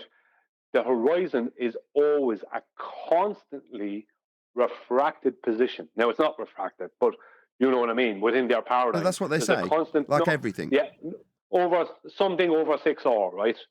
Right. That means that officially, if you take both of those official claims and amalgamate them together, what are they claiming a sunrise is or a sunset is? A sunset is the amalgamation of two optical phenomena, not any physical sun going down behind any physical, tangible globe edge. The sun, the reason we see the sun, right, doing what it does in the morning or the evening. Let's just say when Neil deGrasse Tyson saw the sun appear to set over the desert in Dubai, then he went up to the top of the Burj Khalifa, the highest building in the world, and said he saw the sun appear to set a second time. No, it didn't set in the first place. It only appears to do that because it's leaving a mirage behind it. It's not actually. Whereas the sun, what's the difference between the sun and the moon and the celestials? The sun is emitting radiation and heat, creating heat, and that's the difference. The moon is not doing that.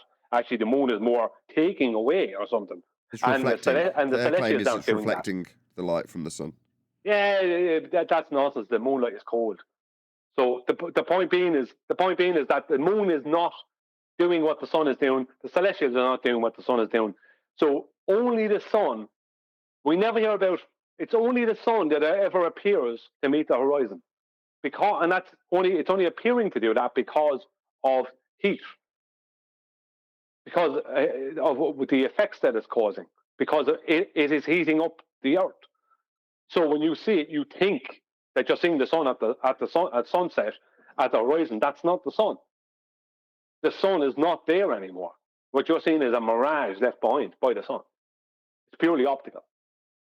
So the point being is that what's the globe's biggest claim? What is the number one biggest proof and claim?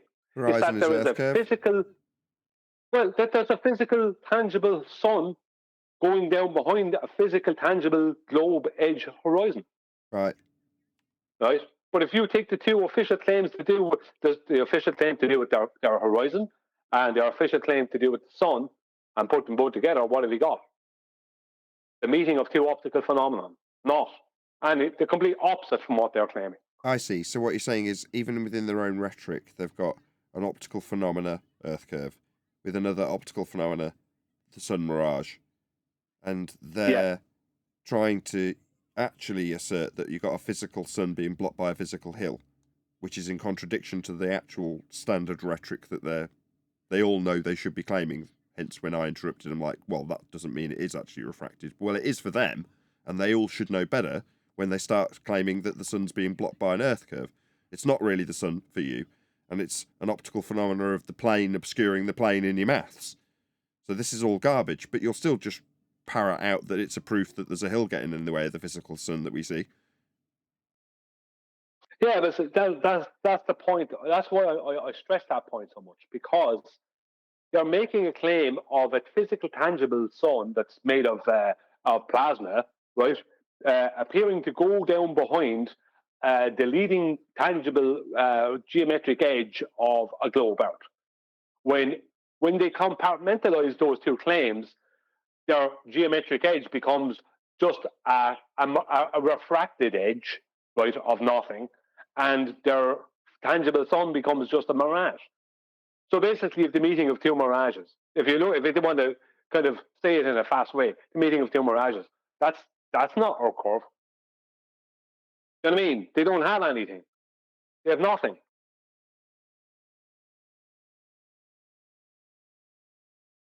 No.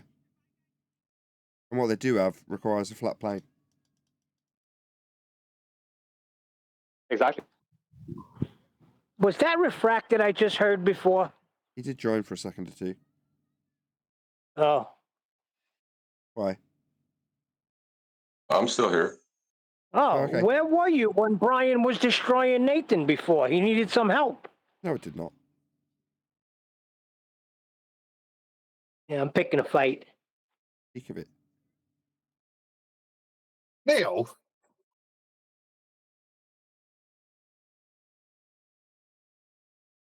Being a little bit of an instigator. I'm with that. Neil, are you there? I am here. I've got a question as a floor layer. Well, if we and you went to the beach and we had to measure out a volleyball court on the beach, how would we measure the ground? Would we If you measure what? it- If you had it. Hold on, I didn't hear you. How would we measure the ground when we're measuring the ground to mark the court out? How are we measuring it? Are we measuring it with the pre-assumed R value, or are we measuring it flat?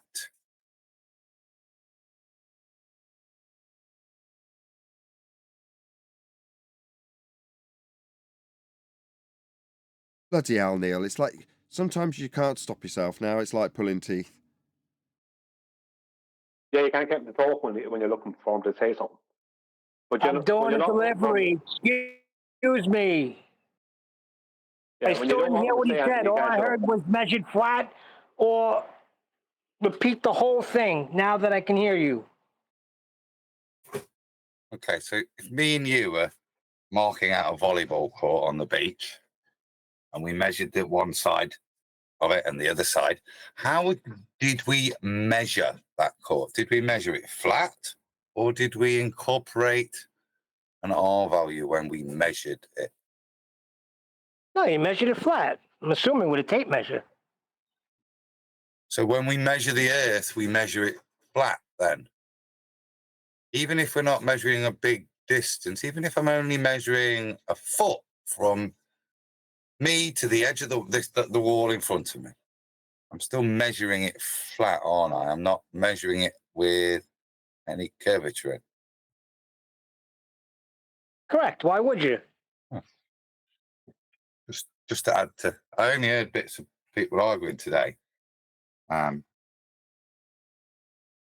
I'm not sure what it seems to be what does the statement mean?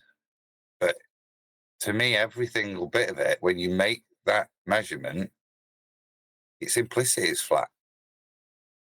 And it's part of your comprehension of the measurement. How you're going to use that measurement and how you use other measurements. Like I said, if I'm just making a volleyball court, it's implicit that they're flat distances, aren't they? That the distance relates to being laid onto a flat plane for them to have meaning. Yeah. So if I've not got an R value, then they have no meaning without the R value. I could transpose it onto a curved surface, but without that R value, the actual size has no meaning. No, I understand what you're saying, and I absolutely agree that the implication is that it's like, I mean, when you're doing an elevation angle, then the baseline, if you're using Earth as your baseline, then the baseline has to be flat. There's no way out of it. If you're, that's just the way it is. But my argument was different. My argument was that the elevation angle in Slit was that if the horizontal adjacent length is only a calculation, then my argument was that you're not measuring flat then, because you're not measuring it then. That's just a calculation of a flat distance. This is another thing. I don't, and this is kind of a general thing. Are you measuring it to be flat? No. Are you asking me to say how not flat it is? So something is either flat or it's a deviation. Flat, it's just zero, isn't it? Yeah. Deviations away from that, they're worth measuring, aren't they? Because you might have to mitigate for them. But how do you measure flat? Well, it either is or isn't. You measure away from flat, don't you? Yeah. But you can measure horizontal distance between 2 points. But that's not measuring flat. That's a straight line. Which will be described as flat. See, what is flat? Straight. So lines aren't flat. Lines are straight. It's just a straight line, that. Yeah, but it surface can be described flat, as flat. A line can't be flat. Well, you can describe a line as flat. No, you can't. You can describe a line as a line. It's not flat. It's just a line. Well, it is. That's what it is. It's flat. It's not. It's not. How do you describe a line? A line doesn't have a shape. A line. It's not flat. It can't but it doesn't have a shape. It can't have the descriptor of flat. It's not able to meet the criterion. It's just a line. Yes, it is. Yes, it is. No, it's a straight line. It could be in a flat orientation, but the line itself is just a line. It can't in of itself be flat. Flat isn't in an orientation, you see. This is the thing about it. But when you say that the line could be orientated flat, yeah, that's what but it's just a line. No, I'm just saying a line can be described as flat. No, it can't. It can't be flat. It's just a line. I don't see how you can say it. Got no width. Yeah, but you don't need to have width for it to be flat. You do, otherwise you just describe it as a line. It's 2 dimensions. Yeah, so if it's like that, it's no longer that, it's just a line. Yeah, but that doesn't change it being flat. It's not flat. You can describe something. Yeah, but no, because a circle is a 2-dimensional shape. Brilliant. That's described as flat, right? Yeah, right. So the circumference of the square is that flat? Shape. A line is 2-dimensional. Exactly. So the circumference of the circle, is the circumference flat, or is it just the 2-dimensional shape that is flat? The circumference is in 360 degrees, but the point being is that it's 2 dimensions.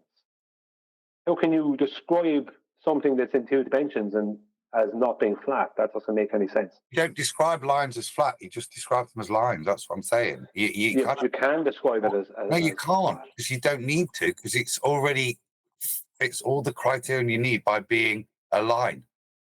But if I was to describe the line, I could describe it as flat. That's not incorrect. You could, but you describe a non-flat line. You can't. All lines are flat. So there's no need to include the flat. The flat's irrelevant to the fact that you've already described it as a line. It's a line. Yeah, but that doesn't mean that I can't describe it as flat. That's my point. Well, you can, but you can keep adding more superfluous words to it that don't add anything to the detail you've provided. You get Well, you can't have a squiggly line? That's a curve. Yeah, which isn't a line. Okay. Yeah? That's just a squiggle, isn't it? No, if it's in 2 dimensions. Yeah. No, if I draw it on a page. On a page? On a flat page? Yeah. Yeah. Yeah. Well, the page is flat, isn't it? That's a scrunch it up and then it's not flat.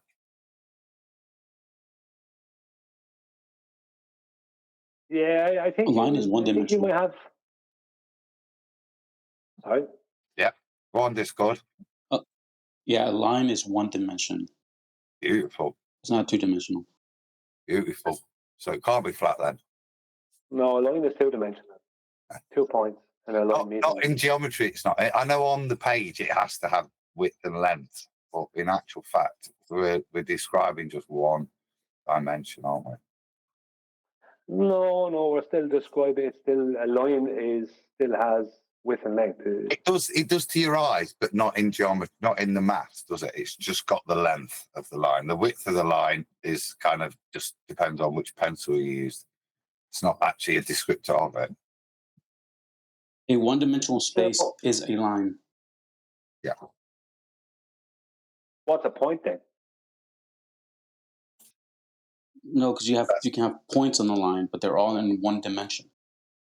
Yeah, but what's a point? I didn't ask you how many points you can have if you have points on a line. I asked you what's a point. It's a baby if line. A line is only, if you're claiming a line is only one dimensional, then what's the point? The point is a point. That is it. Yeah, but that's one dimensional. Not a line. It's not anything. It's just a one individual position is a point, isn't it? Yeah, one dimensional. So how can a line be one dimensional? Well, it's just a position is a point, isn't it? Wavy line if it's not a line. I would say a wavy line's not a line. Not when we're talking outside of. What does that mean? Like, it needs a two-dimensional space to exist in, though. It's still a line. It still has no corners. It's a squiggle, isn't it? It could have corners. I could stick a corner on my squiggle. But we're kind of going off topic, aren't we? Look.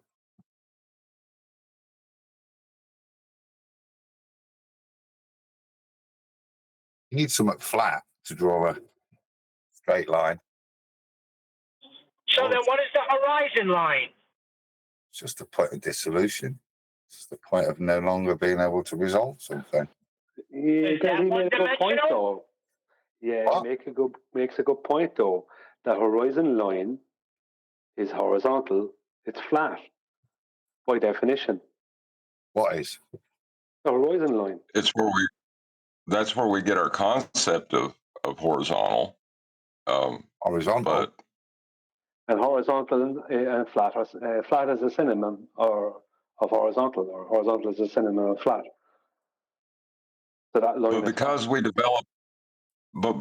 develop our concepts of horizontal from the horizon, does that mean the horizon therefore has geometry? Flat's not part of geometry. I just want to know if the horizon is one-dimensional or two-dimensional. The horizon line. There is no horizon line. There is. So how can it have? No, it's a point of optical dissolution. So how can it have dimensions? But it makes a line to me. Spirographs make lines. No. The point where you are no longer able to resolve a difference does not mean a line.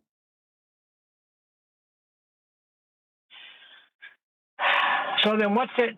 So then the nonsense that there's no straight lines in nature, that's baloney, because I see the horizon and I also see a spider make a web straight down my ceiling. So that's a straight line.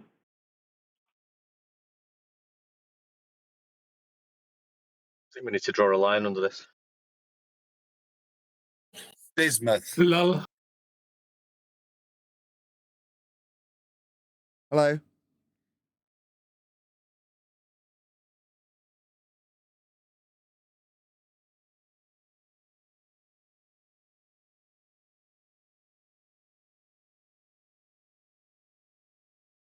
Next, we said hello.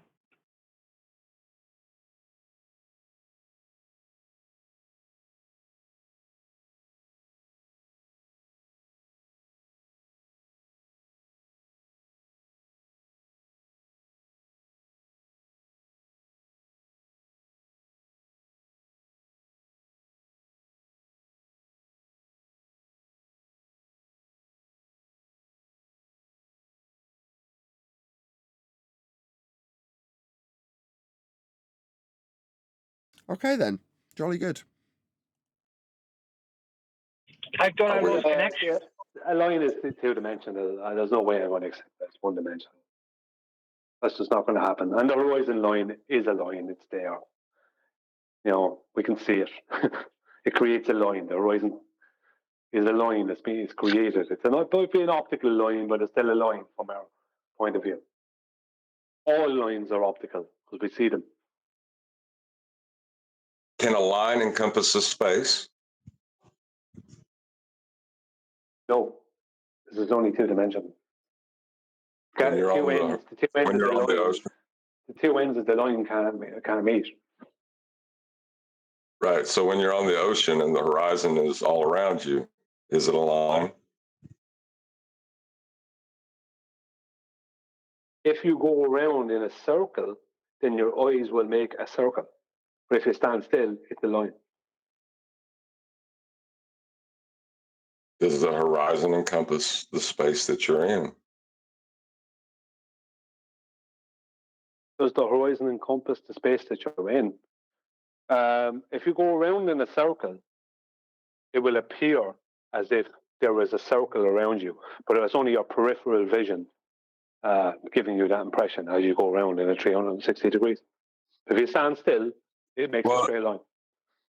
If there's four people standing 90 degrees to each other on the ocean, does the horizon encompass their space? For each person, they only have a line. One person cannot experience what the other person's experiencing simultaneously. Yet they are all having the same experience. No, that doesn't make sense. Yeah, but what they're asking is about it. Think about the topic you're asking about and what we're referring to. We're bringing eyesight into it, the human eye into it at that point, and effects of the human eye. The horizon is an apparent position. It's not really there. Right. So why are we trying to apply geometry to it? Who's trying to apply geometry to it?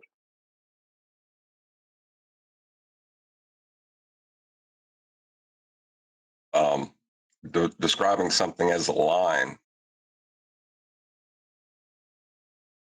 Is that not geometric? Yeah, but you just see it. You describe it as a line because that's how you see it.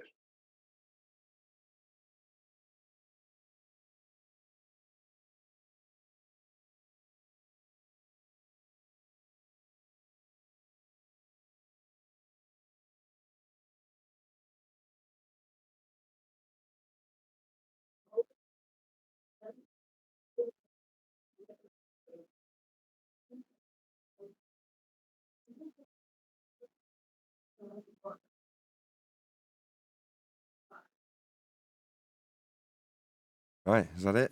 Looks like it. With that, I'm going to say another huge, massive, enormous thank you to both Discord and G+ panels for making today's after show possible. And of course, a massive thank you to all of you in either Nathan Oakley 1980 or Nathan Oakley Premiering streams, hopefully smashing the super chat, liking, commenting, sharing, subscribing, joining as a patron, and all that good stuff. I've been Nathan Oakley, and I will see you all in the next video.